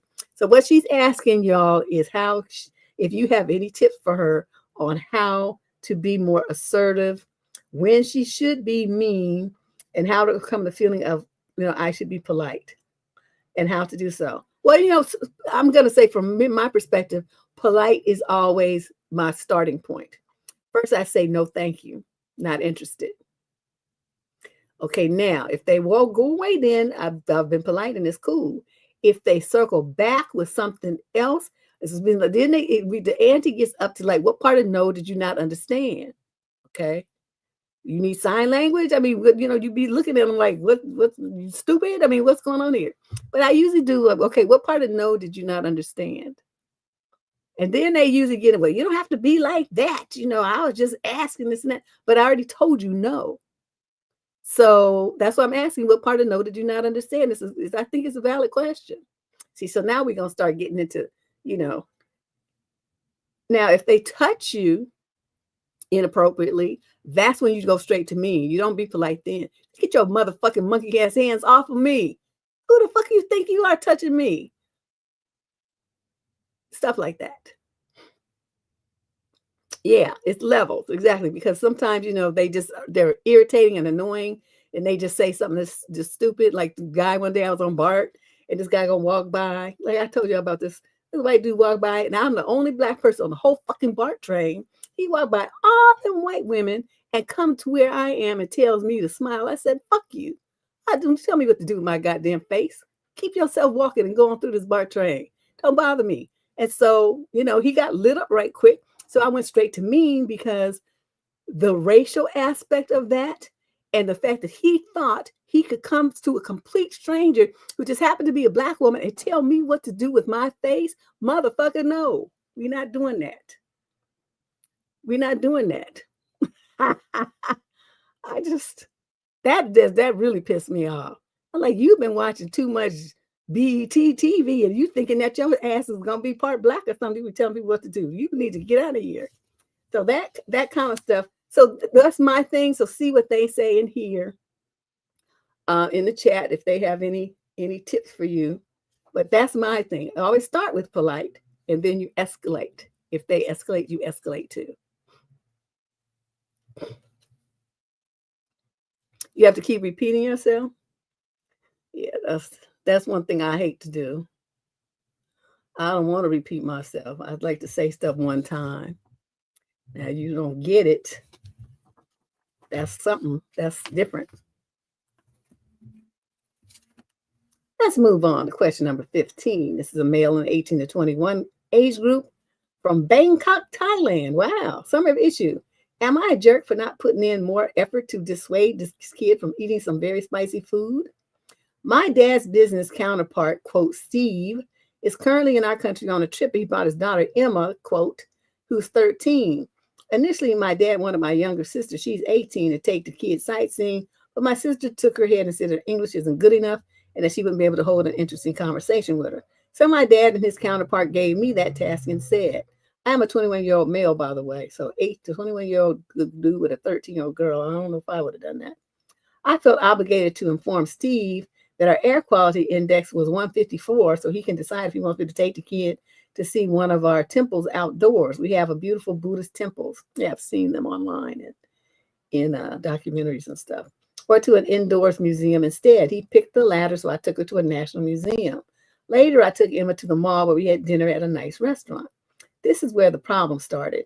Our curry is very spicy. I know I love Thai curry. I like the green curry. It is a staple of our cuisine. The restaurant has this sort of chart where 1 chili is mild and 5 chilies means extremely spicy. My mother always picks 5 chilies and then tells the waiter to tell the chef to go extra spicy. So she getting like 8 chili level. Wow. While the most I ever took is 3 chilies. And that was only an ill-conceived attempt to impress a girl. Ill-conceived, you're funny. Emma saw me pick 1 chili and asked how spicy can it be. Then she picked 5. I told her that's a very bad idea. She insisted. I told her, okay, I'm telling you it's way too spicy. But she said she can take it. She spat out the first bite and got teary-eyed. Yeah, stupid brat. I quickly ordered some coconut water. That's how my mom taught me to smooth my mouth from the burning. Later, I let her pick another dish and a dessert. She was quite mad, and so was her dad when she told him. He said as an adult, I shouldn't have let her do something so foolish. How would you have handled it, Dad? Was I like, oh, no, I would have let her, I would have done just what you did. You say you know you can handle it, so handle it. I did the same thing too. I was babysitting one. Okay. This is when that movie Chucky came out. This was a long time ago. And I was babysitting a friend of mine's little daughter because her and her husband, fiancé, whatever, they went away on the weekend. So I'm babysitting this little brat, right? I didn't have shit else to do. And she said she want to watch the scary movie. I said, I don't think you should be watching that. She was about 6, 7, maybe 8. I don't know, something like that, little. And I said, I don't think you should watch that. I don't think that's a good idea. I don't think you're going to be able to handle. I can handle. My mommy lets me watch movies all the time. I knew that wasn't true, but I said, is that true? Is that so? I said, okay. I let her little ass watch it. She was scared shitless. And so what she had done, I had I always have extra room. I had put her in there on a little twin bed in the little room, the little guest room and stuff. When I woke up, she had moved her pillow and blanket and was laying on the floor right beside my bed. So yeah, kids sometimes, you just gotta, they think they know every damn thing. So you just, okay, well, it's gonna be going in your stomach, not mine. So, I would have done exactly what you did. Just let her do it. And with your dad and the father, he had no right to be mad. It's like, look, I paid for some food and your brat said she could handle it. Who am I to tell her that she can't handle it? I don't know. I just met her this morning.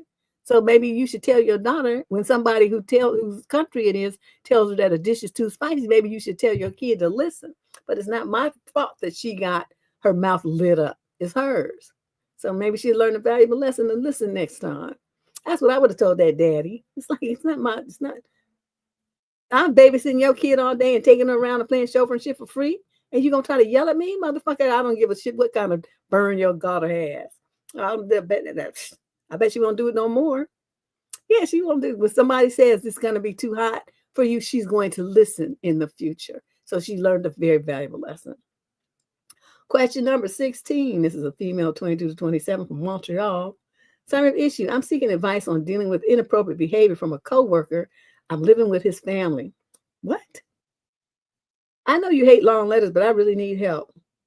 I don't have anyone with who I can get advice from. I moved to Canada alone from Maryland and have been living with my coworker's family since November, and our job is just across the street. The husband, who's in his 50s, initially seemed like a nice person, but over time, his behavior has become increasingly inappropriate. He's made comments about my clothing. I was wearing tights and a baggy shirt, telling me that I'm drawing unnecessary attention to myself, which I told him I didn't appreciate. I made it clear that I don't want any comments about what I wear, but it didn't stop there. One time he mentioned that his late quote crush looked like me, which felt uncomfortable, but I didn't say anything about it. Then while we were watching TV together in the living room, I was standing far from him. He suddenly told me that he had dreamed about me. Oh, when I asked him what kind of dream it was, oh, you fell for the trap. See, you should not have done that. He said it was awkward. I found that comment very strange and unsettling. I tried to brush it off, but things just didn't feel right. Okay, let me stop right here, young ladies. If a man tells you, I had a dream about you, you say, I don't care. Okay, you don't, or you walk away. You don't fall for the trap that he just laid out there for you to ask him what was the dream about, so he could tell you that it was something dirty. It's a test, and these are pedo games. So it's like they're trying to see when they do that kind of stuff if you gonna catch it, if you have any game, and how far they can go with it. How far, if they start telling you about the dream, see, it's his fantasy. It's not a dream. It's what he was imagining him doing to you. But he's gonna present it like it was a dream, like it was his subconscious, like he didn't have control over it when he very much had control of it. Y'all just don't understand the game because they stupid. All of them are just disgusting. But my thing is, what I try to do here is teach young girls these games because they don't know. See how she innocently said, "Oh, what was the dream?" Says she's clueless. She all in a foreign country and shit, but just dumb. See, parents, come on now. Okay, so there was also a time when he kissed me on the forehead. What? He touched you with his crusty lips? Then later apologized for it, but it made me feel really uncomfortable. Since then, I made it clear that I don't want any touchy behavior, and he hasn't done that since, but he's still doing things that make me feel uneasy. A more recent incident occurred when I was just standing nearby in the kitchen while he was watching a crime documentary. I didn't sit next to him, but I was still in the same room. He offered me to sit next to him, but I chose to stay on a different sofa. His wife then came in and got really upset. I'm not sure if it was because I was watching TV with her husband or if she just didn't want to watch the show. Either way, the whole situation made me feel incredibly awkward, and since then, I've been avoiding him even more. Despite this, he continues to push conversations when we're alone, especially when I'm in the kitchen. He seems to think I'm ignoring him because I have a boyfriend, which I don't. And even if I did have, he wouldn't be jealous of a man in his 50s. When I'm just talking or casually joking with my male coworkers, he makes comments like I'm, quote, giving green light signals to them, which really upsets me. Why? You should say, yes, I am, because they're more my age. Unlike you, who's the age of my dad. That's what you're supposed to say to him and put him in his place and put him in check. You don't need to get upset about that. You agree with his ass. Like, yes, they're still young. You're not.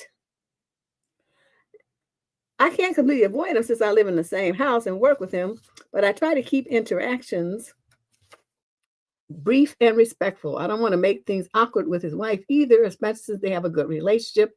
And I'm unsure if she'll even take my side. What should I do in this situation? How can I set firmer boundaries and prevent things from getting worse? I really want to handle this carefully, but I'm also feeling a bit trapped. Any advice would be greatly appreciated. Okay, first of all, what you need to do is if there's female coworkers in your job, you start querying them, asking if any of them have space for looking for a roommate. If they know someone who is looking for a roommate, you want to move out of there as quickly as possible into a situation with another female or two. You want to get out of this house. Okay, number two thing is if they can't do that, and I don't know what they have in Canada, but here they have these like housing match things where they started doing because a lot of seniors, the housing market in the Bay Area is just ridiculous. So they have a lot of seniors who live alone and they kind of need somebody to be in the house with them. Not to take care of them, but just as a safety measure to help them with household chores and shopping and stuff like that. Little bullshit stuff. And so they have all these extra rooms, get these big ass houses.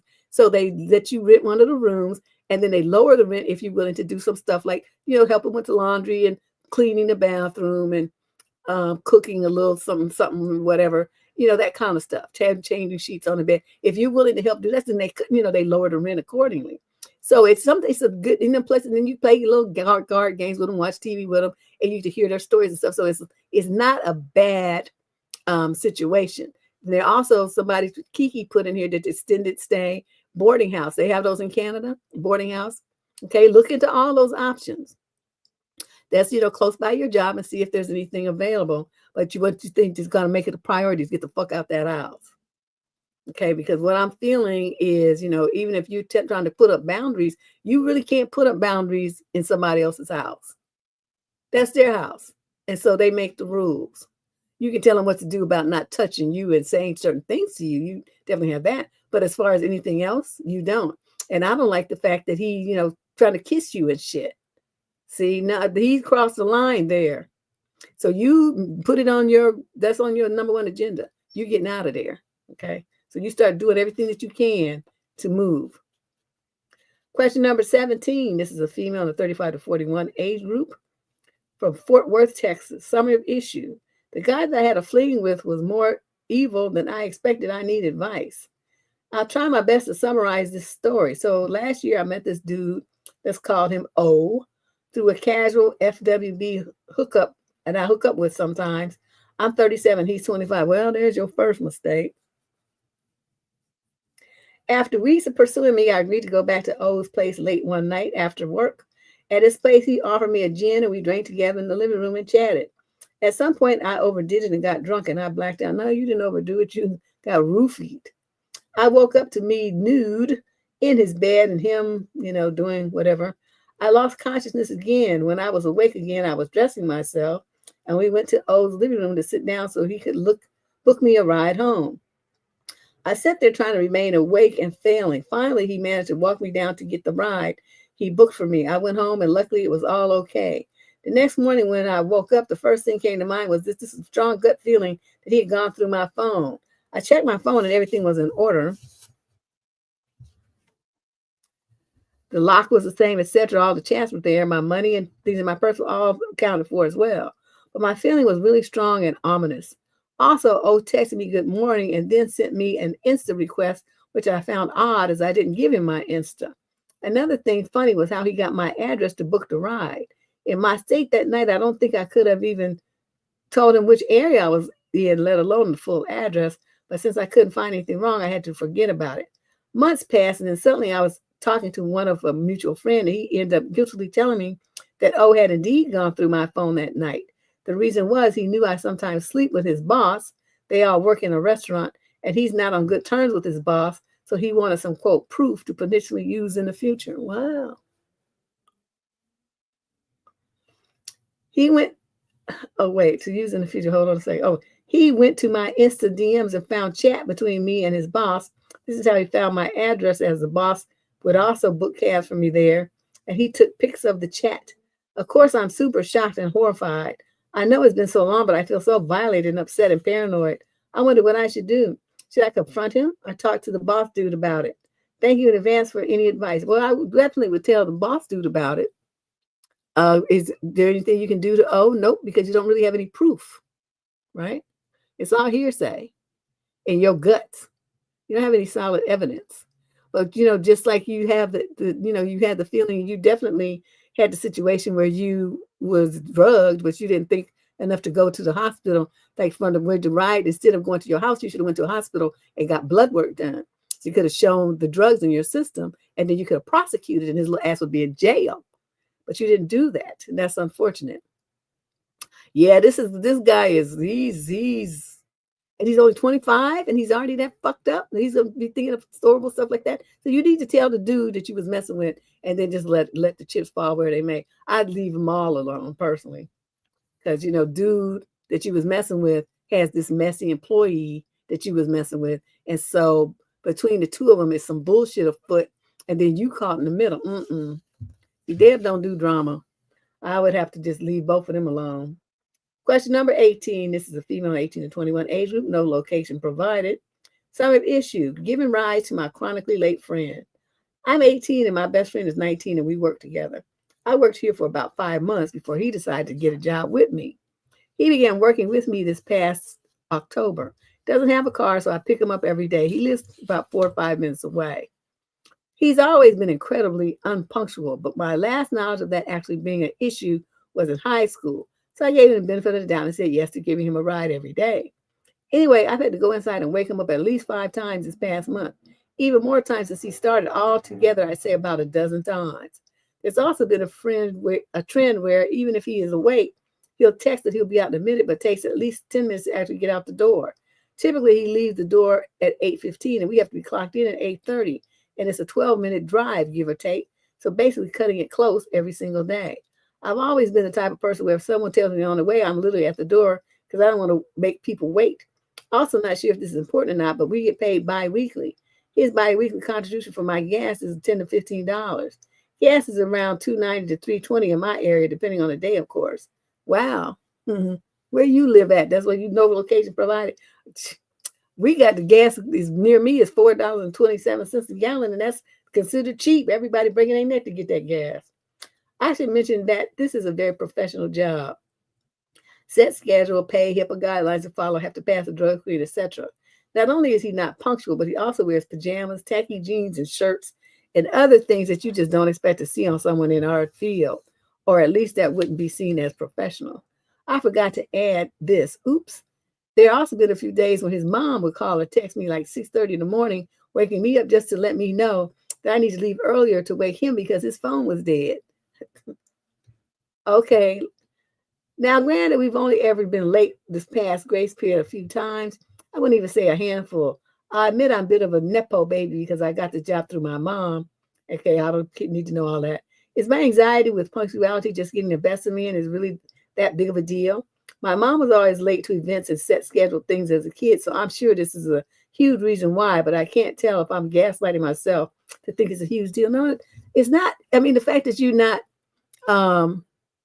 you've only been actually outside the grace period, like, a couple of times, is not the point. The point is you and his mother are taking responsibility for him getting up and getting himself ready and getting himself to a job on time.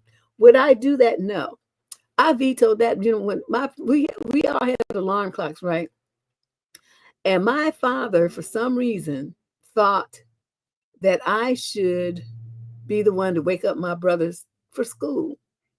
My mother, I had a fit. I did a couple of times. I said, why do I have to wake them up? I wake myself up. They should wake themselves up too. Especially that they're older than me, than my little brother. And I'm like, what was they doing before I, started going to school? They was waking themselves up then, they can wake themselves up now. So my mother told my dad that, I wasn't going to be doing that, and that if his sons were late to school, they were just going to be late.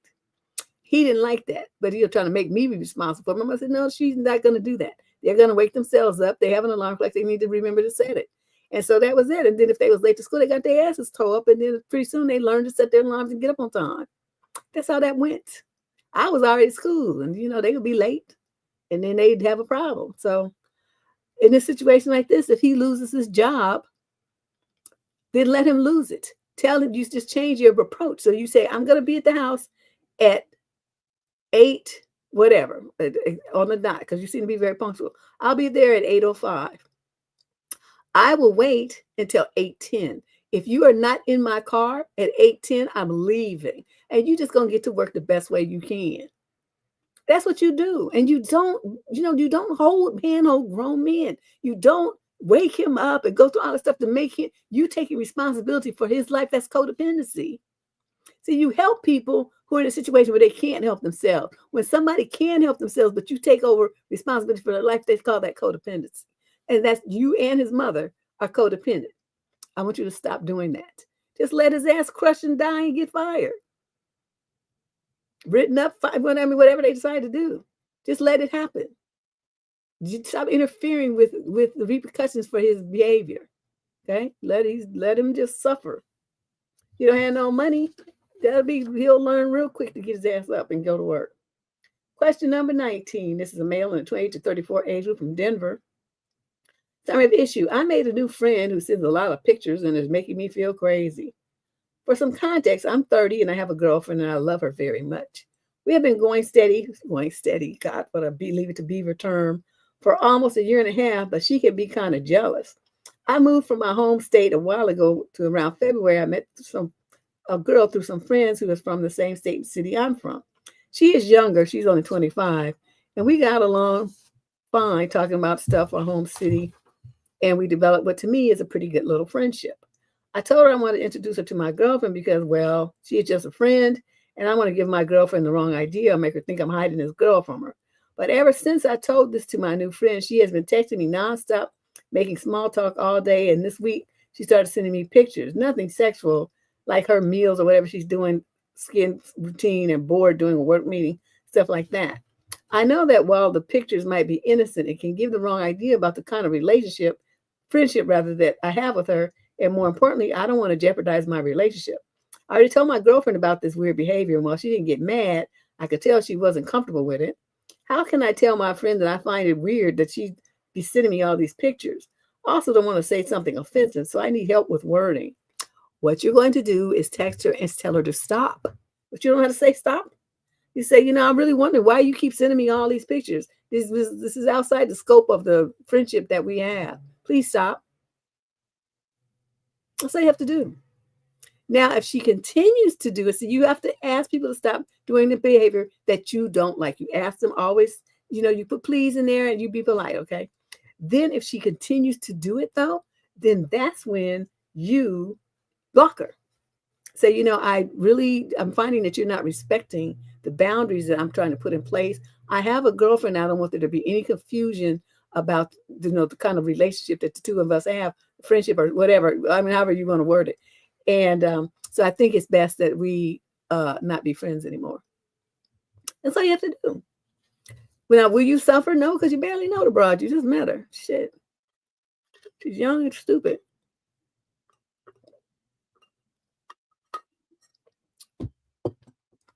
I don't know. I wonder, is it me? Am I the problem? Because I just don't understand people having all these problems telling people how to treat them. Like, okay, I used to have this lady to come up to me, and she would come to my desk, and instead of saying, good morning, or how are you today, or, the usual, early morning greeting, I like to be up in the morning, but I'm not trying to talk to nobody. Just leave me alone. So, but you're in a work environment, so you have to be so polite to people, say hello, good morning, whatever. So I've learned to adjust my countenance. But this chick used to come, now this is a 60-something-year-old woman. She'd come to my desk and meow like a fucking cat.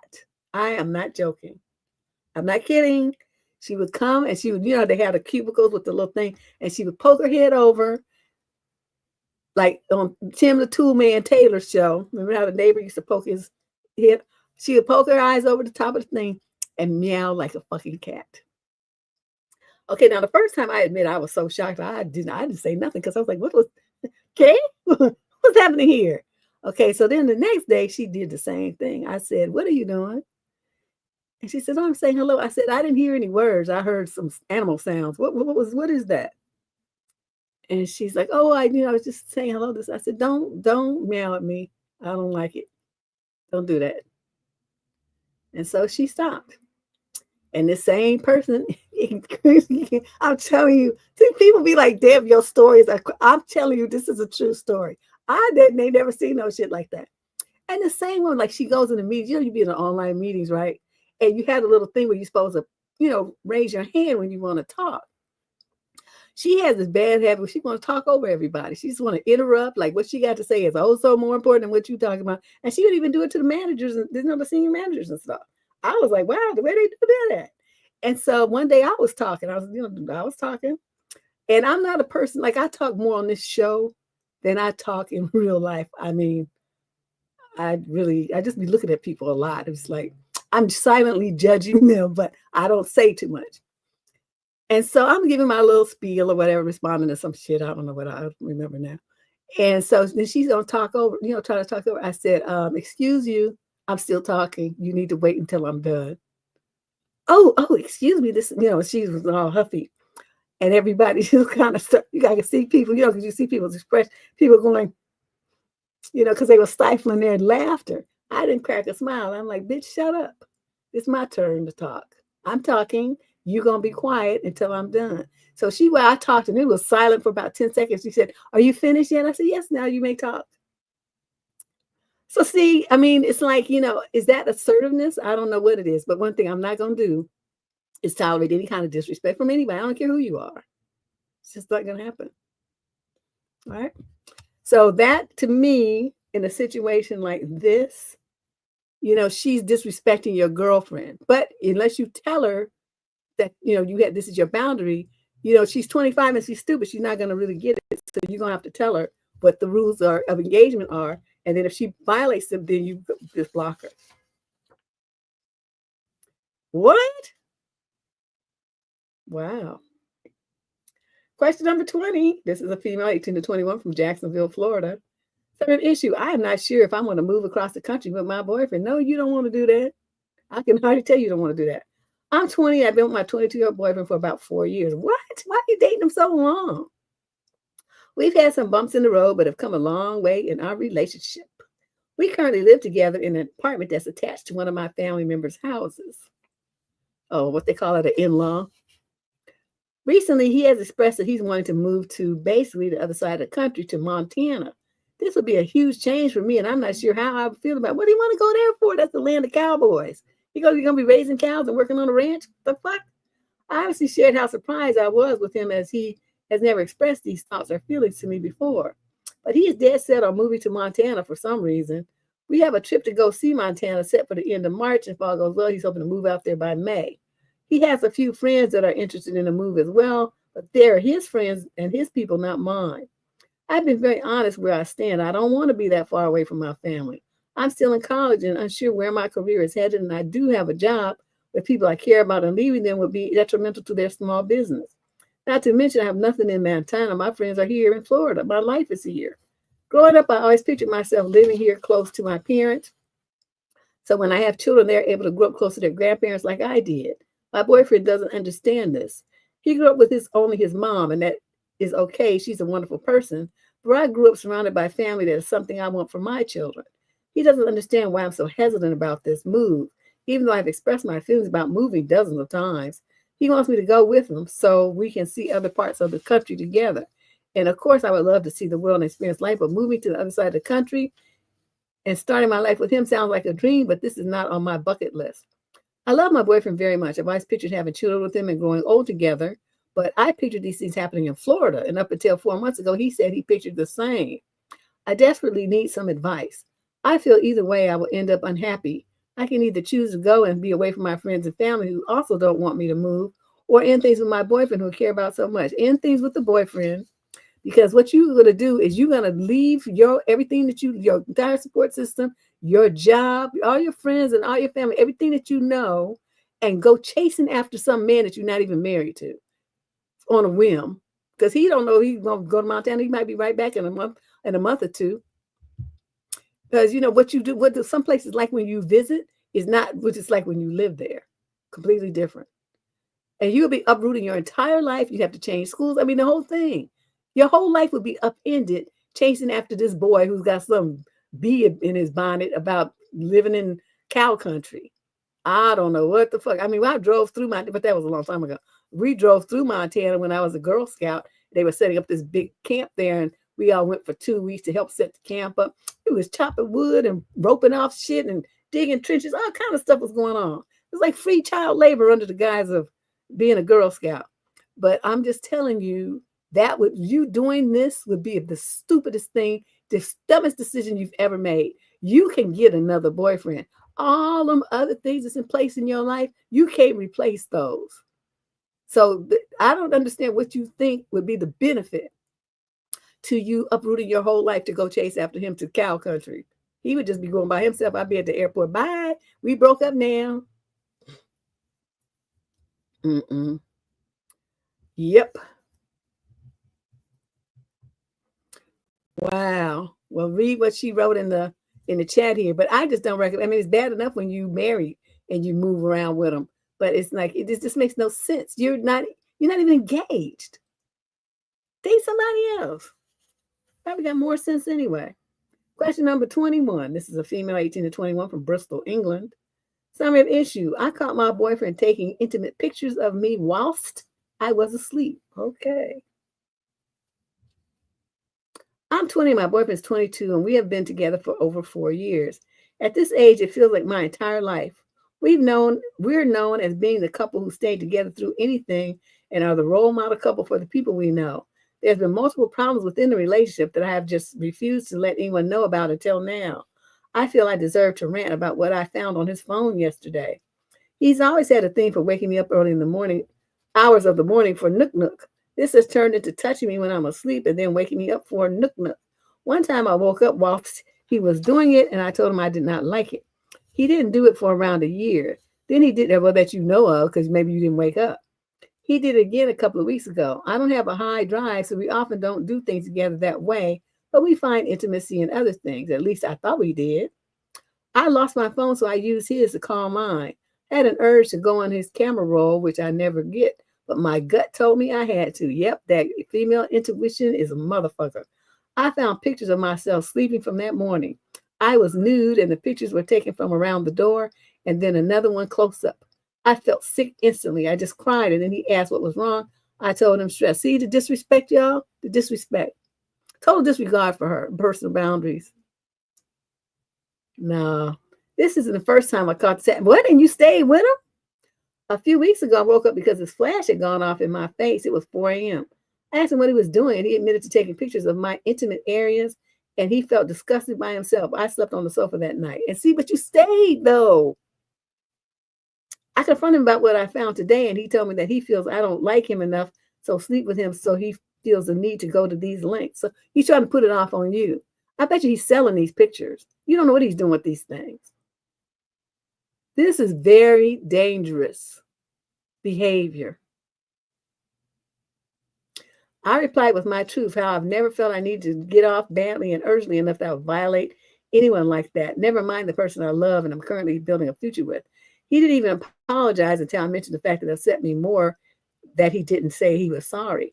I need advice. I live with him and we work at the same place. We've been together since I was 16. All I know is being with him. I don't have many friends either.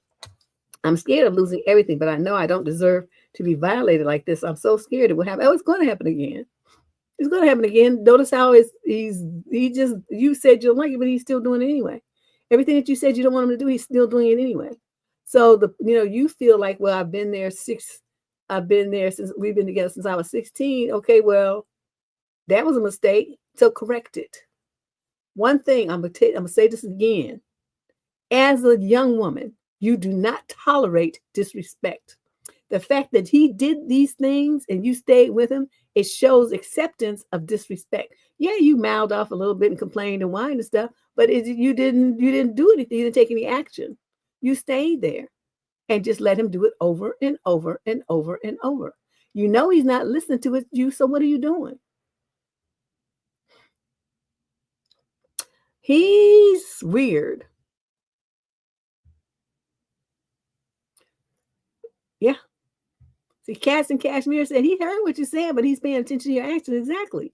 Men don't, women, like I said earlier, women just love to talk. Y'all run your mouth all day, all night about a bunch of bullshit. Men don't be paying no attention to what you're talking about. Men only understand things when they suffer repercussions.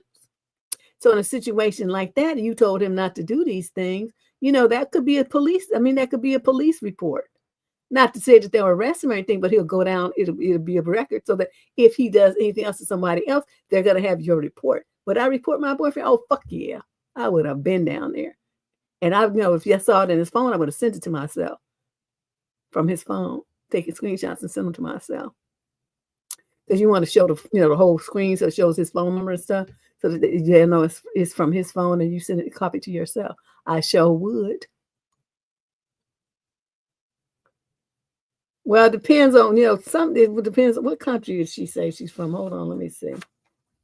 Because, sometimes the law, she's in Bristol, England. I don't know what the laws are in England. In some cases, these countries, not everybody, like in California, we be leading the charge on this kind of stuff. But not everywhere is the same. It's not the same from state to state in the United States, nor is it the same from nation to nation. So what we might see as illegal may not be illegal in Bristol, England. I don't know that. It may not be criminal there, but it's definitely disrespectful now. That goes without saying. Wow, I don't even know. These boyfriends these days is raggedy as hell. Ooh. Question number 22. This is a female, 22 to 27, from Northampton in the UK. Summary of issue. I'm triggered by my boyfriend being friends with his ex due to past trauma. How do I go about this? We've been together for a year. I'm 25, as is his ex. My boyfriend is 28. Our problem is that he's friends with his ex and she's in his inner circle. She's also dating his best friend now. Wait, what? Ew. Maybe it's an insecurity, but my ex was friends with his exes and would talk and fawn over them openly with me, which made me very uncomfortable. He would openly compare me to them throughout our relationship. He was also abusive in other ways too. Safe to say that relationship was toxic. Now, after that relationship, I took some time and stayed single, tried to heal from all the hell he brought onto me. Then I was finally in a positive place and met my current boyfriend. Only found out his ex was in his inner circle after we made it official. I tried being the cool girlfriend who isn't bothered by him being friends with his ex like I did with my ex, but I can't stand it. I feel so uncomfortable and awkward around her. Nothing against her. She seems fine. But it's just that they've been together and intimate, and that bothers me. I don't think my partner would leave me for her or anything like that, though. It's just weird having to see his ex and face her every time we hang out with his friends. I feel like it's getting in the way of me being around them and being their friend. Okay, so she's going on. I think about the future and how I will be forced in an awkward position for the rest of my life unless I get over it. If we get married, I wouldn't want her at the wedding. Nothing personal. I just wouldn't feel comfortable having an ex there. But I know his best friend would want his girlfriend there, and I don't want to cause any awkward rifts between them. I don't want my boyfriend to have to choose between me and his best friend. But if we have children, I wouldn't want them to be around his ex. That make me feel uncomfortable. I feel like if things were reversed, he would also be uncomfortable. I'm just not sure what to do. How do I get over this? You don't. You get rid of this boyfriend.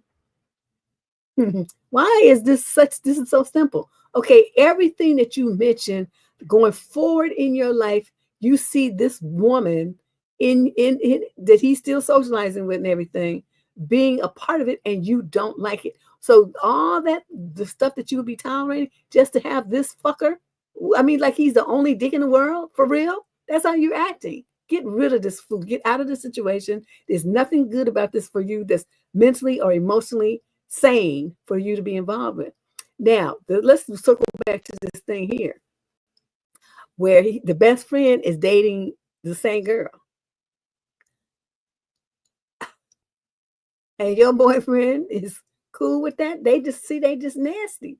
They have some value systems, some values that's real questionable. Why you would want to be friends with a dude who would be okay with his best friend dating his ex is just so weird to me. Your man is disgusting. His friend is disgusting, and the girl is disgusting. And so, with him having fucked her and hit the dude doing it now, I mean, what is she, like an hors d'oeuvre? She on the tray, the tray just gets passed around, everybody just takes one? I wouldn't want any parts of this whole situation. This is just gross to me. They're gross people. I wouldn't want to be around them. They don't have any kind of boundaries or any kind of self-respect. And you're dating him. What mind have you lost? Yeah, I mean, I don't even like it. And when one boyfriend is like his ex, when this was his ex-wife, right? She used to call him too much for me. They didn't even have any kids. I mean, I could see it if they had kids, and she was talking about, picking up visitation. Little Johnny needs some cleats. Little Susie needs some ballet shoes. Can you chip in with, something about the kids? I could see it. But this bitch just calling to shoot the breeze. And he's like just talking to her, giggling and shit. I said, okay, this is over. He's like, what? You just so jealous? I said, no, I'm not jealous, but it's like, I'm not jealous because it's nothing to be jealous of. We too new for it to be like that. But what I'm seeing is some behaviors that I don't like. And when I don't like something and I don't understand why it's happening, my solution is to deuce out. I'm not going to argue with you about it. I'm not going to ask for you to change. This is something y'all been doing evidently since you got divorced. And that's fine. You continue to do that. But the person who's not going to be a part of this is me. And that's my choice. That's my right and my decision. And so I just left his ass alone. He could not believe it. He thought I was going to be trying to, be like argue with him and like, you don't be talking. I'm not doing all that. I have queen aura, queen energy. And queens do not argue with peons. We just do not. Okay, I'm not going to discuss this. It's going to be my way or the highway. And since I'm not really feeling your way, let me do something and go on about my queenly way. And that's what I did. I'm not dealing with no man like that. I'm tripping. Question number 23. We have 2 more after this one. We got 25 questions today. Thank you, everybody, for showing up and coming in and sitting down with me because, my appearances have been sporadic lately. Question number 23. This is a female in the 28 to 34 age group from Ottawa, Canada. But let me just stop and say this. We worked out, me and my daughter, we had to work out a schedule because, she uses my room to work, my YouTube studio to work. And so, because we got the green screen and the lights and everything, the cameras in here and the microphone, and she uses it to work. So I just like on Sundays from 3 to whenever is the room is mine because I have to come in here and change all the settings and stuff. And then I'll give it back to you. So Sundays will be the day until she moves back out. Okay. Then I'll do what I used to do just whenever. Okay, so 28 to 34 from Ottawa. Summary issue. Was I a bitch for leaving my birthday dinner after my fiance announced a fake pregnancy? Wait, what? Why would somebody do that?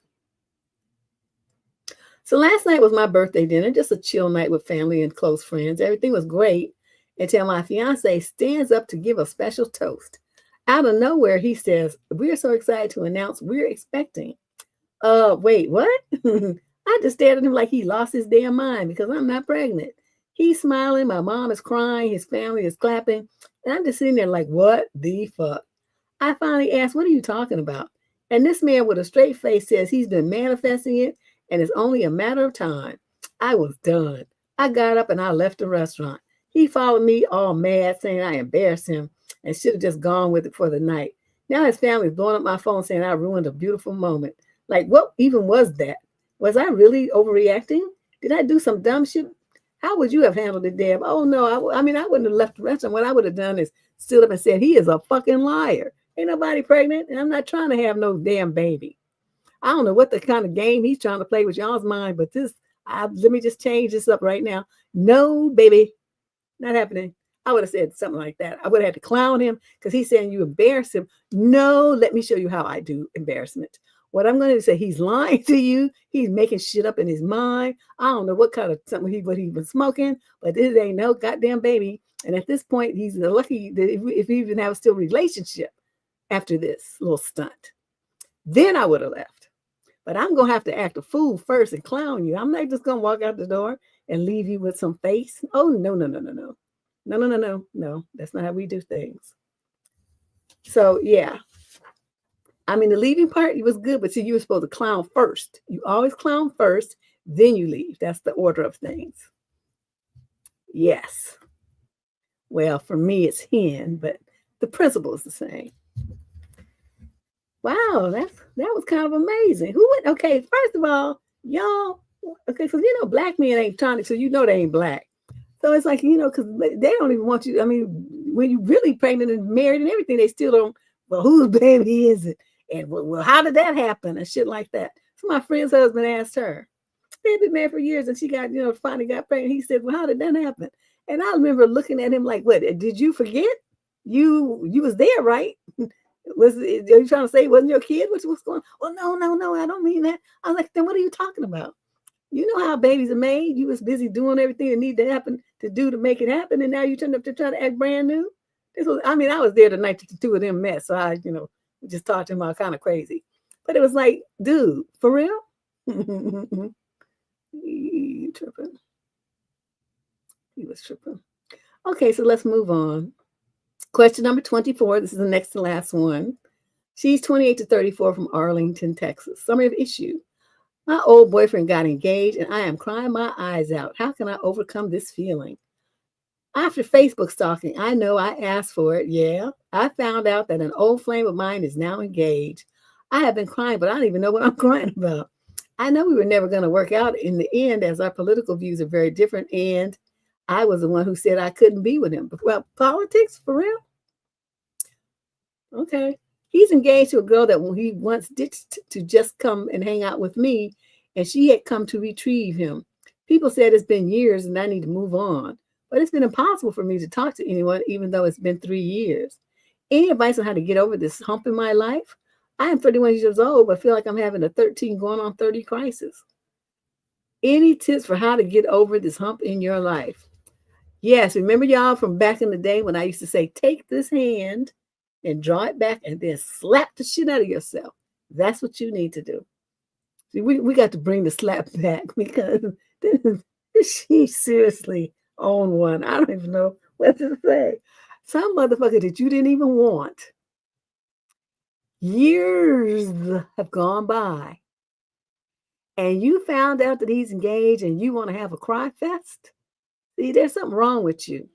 You ought to be having a laugh fest Because, all my exes, the women that they were with, I was like, bless you, my child. I will pray for you because you's a dumb bitch and that motherfucker is crazy. That's why I left him. So, I mean, you know what I mean? I'd be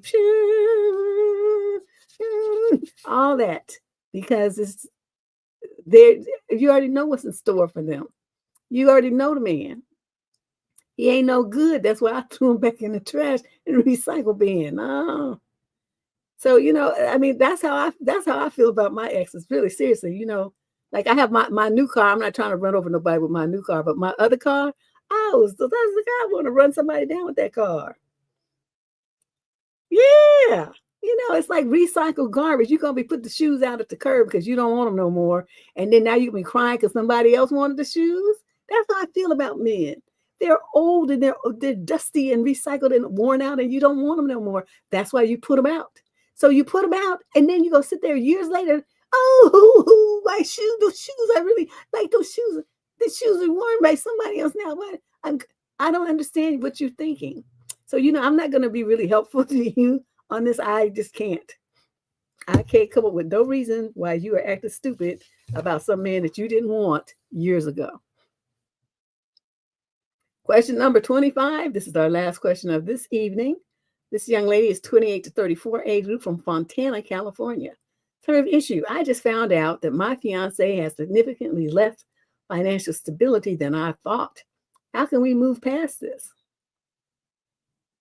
I'm 29 and we've been together, and he's 30, and we've been together for 9 years, living together for 3.5. We live in an apartment that I own, and he pays me, quote, rent to essentially cover his share of the mortgage. Okay, if that's how you're doing things, you're already stupid, because unless you have a rental agreement in place and you've made him sign it, you're collecting money as part of the, quote, mortgage that you allegedly own. He's buying a share into your house. You're stupid. I hope you just worded this wrong and that's not really what you're doing. Okay, let me move. We both work good paying government jobs, but I earn approximately 30% more than he does. And he has a car payment while I own my car outright. All that to say is I'm ahead of him financially, but it's something that we're both aware of. And I pay more for things that we try to split to balance that out. Last year, we went on an international holiday and got engaged. We discussed both of these things before they happened to confirm that he was financially viable, and he agreed. Fast forward to last night, I raised concerns about how flippantly he was spending money lately. We had just gone away for a few days and had splurged on a few nice meals. When we go out, he always orders the more expensive items, insisting on getting multiple plates to try new things, etc. He's also a video game collector and spends a lot of money buying games and retro consoles and stuff. Fast forward through that conversation, he revealed that he had just finished paying off a credit card debt. I was confused, as we just used our credit card for point to pay things off straight away to avoid accruing interest. He revealed that he was short on money for my engagement ring last year, so he put, quote, a few thousand on the card and just finished paying it off, accruing about $60 in interest. We openly discussed money, and I thought we're both very big on never putting anything on the credit that we couldn't immediately pay off, as this means we can't afford it and are living beyond our means. I was shocked that he would do this to buy something for me when I'd never asked for a particular ring or a certain amount of money to be spent. I'm also really sad that he would keep this from me, and I'm feeling nervous that he has much less in savings than I thought. I believe that he had at least $20,000 saved, and we were working towards buying a house in the next few years. It sounds like he is closer to just a couple of thousand max. I did not ask for specifics. He explained that our holiday and the ring wiped him out financially, but he was working towards saving more from now on, that he had no debts. I feel like we're at a bit of an impasse now. He thinks it's no big deal, and although he regrets not being open with me about paying things off on the credit card, he says he'll do it again to get me a nice ring and have that nice holiday, and feels things will be better moving forward. For me, I'm really nervous about his attitude towards money and building a future with someone where we are on such different levels finance-wise. I would have rather not gone on a holiday or not have had a nice ring, and for us to be far more comfortable financially. It makes me question how we're going to buy a house in the future, and it'll be just my money contributing to that. How can we move forward here? Should I be encouraging him to set a savings goal and a budget, be more involved in his finances, or trust him to figure it out? Part of me just feels so betrayed that I'm not sure about proceeding with marriage, and binding myself to him legally is a good idea considering the above. But I'm not sure if I'm overreacting or not. I think you're overreacting. Let me tell you why. Even though you call him your fiance, you're not married. So whatever debts he incurs don't have shit to do with you.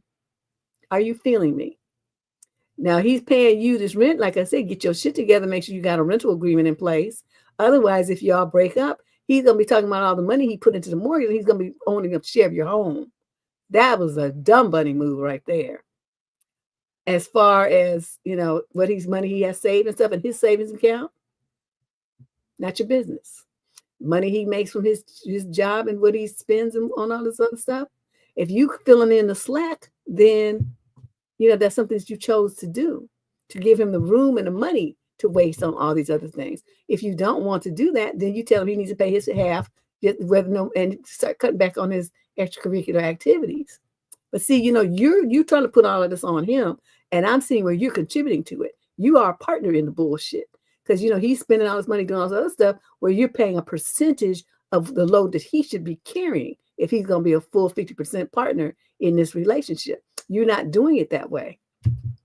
So really, I'm really of the mind that you need to shut up. And if you don't want to marry the man because you don't feel secure about what he's got going on and how he's handling his money, then just tell him, give him his ring back. We can go and sell it and get, clear off his debt or whatever he's doing, and then kick him out your house so you can go on with your life and find you a man who's going to be a penny pincher like you. I personally am, I agree with him though, because a trip like that is a memory that you will carry with you for the rest of your life. I am of the mind that, there's a lot of people, there's two kind of ways people think. One is, well, when we retire, we're going to spend all this time traveling. We're going to do all this kind of stuff here.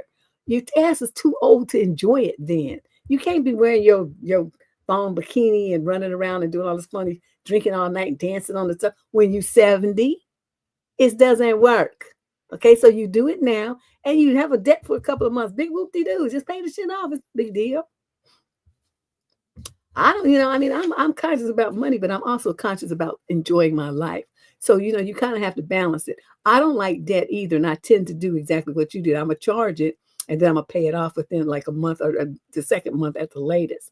But if I have to do that, but I'm not going to not do something because I don't want to use my credit card. I'm never going to do that. I would use that bitch and then just, pay it off when I pay it. Because my life is about enjoying it. If you just live, your life is lived only to work and pay bills and save money, you're not living a very enjoyable life. Your existence is just too mundane. So you have to rethink this. And like I said, think about the role that you're playing and giving him the space to buy all these video games and do all this wasteful, what you call wasteful stuff, by covering for him and paying a higher percentage of your income to make up the difference in him and what he's spending. You're doing that. That's a decision that you're making. So anyway, that's it for today's show. I enjoyed being back here, being able to see all you guys run my mouth. We'll be back next Sunday. And I'll try to do some shorts. I've just been so busy and tired. I'll try to do some shorts and put them up this week too, to give you something to watch until I see you on Sunday again. Okay, Sunday at 4 p.m. Pacific. That's 7 if you're on the East Coast. That's our new time. And I think, like I said, since my daughter's here and she's working the other days, I got to kind of work around her schedule because she got to get that coinage up so she can move out. All right. So I'll see you guys next week. Talk to you later.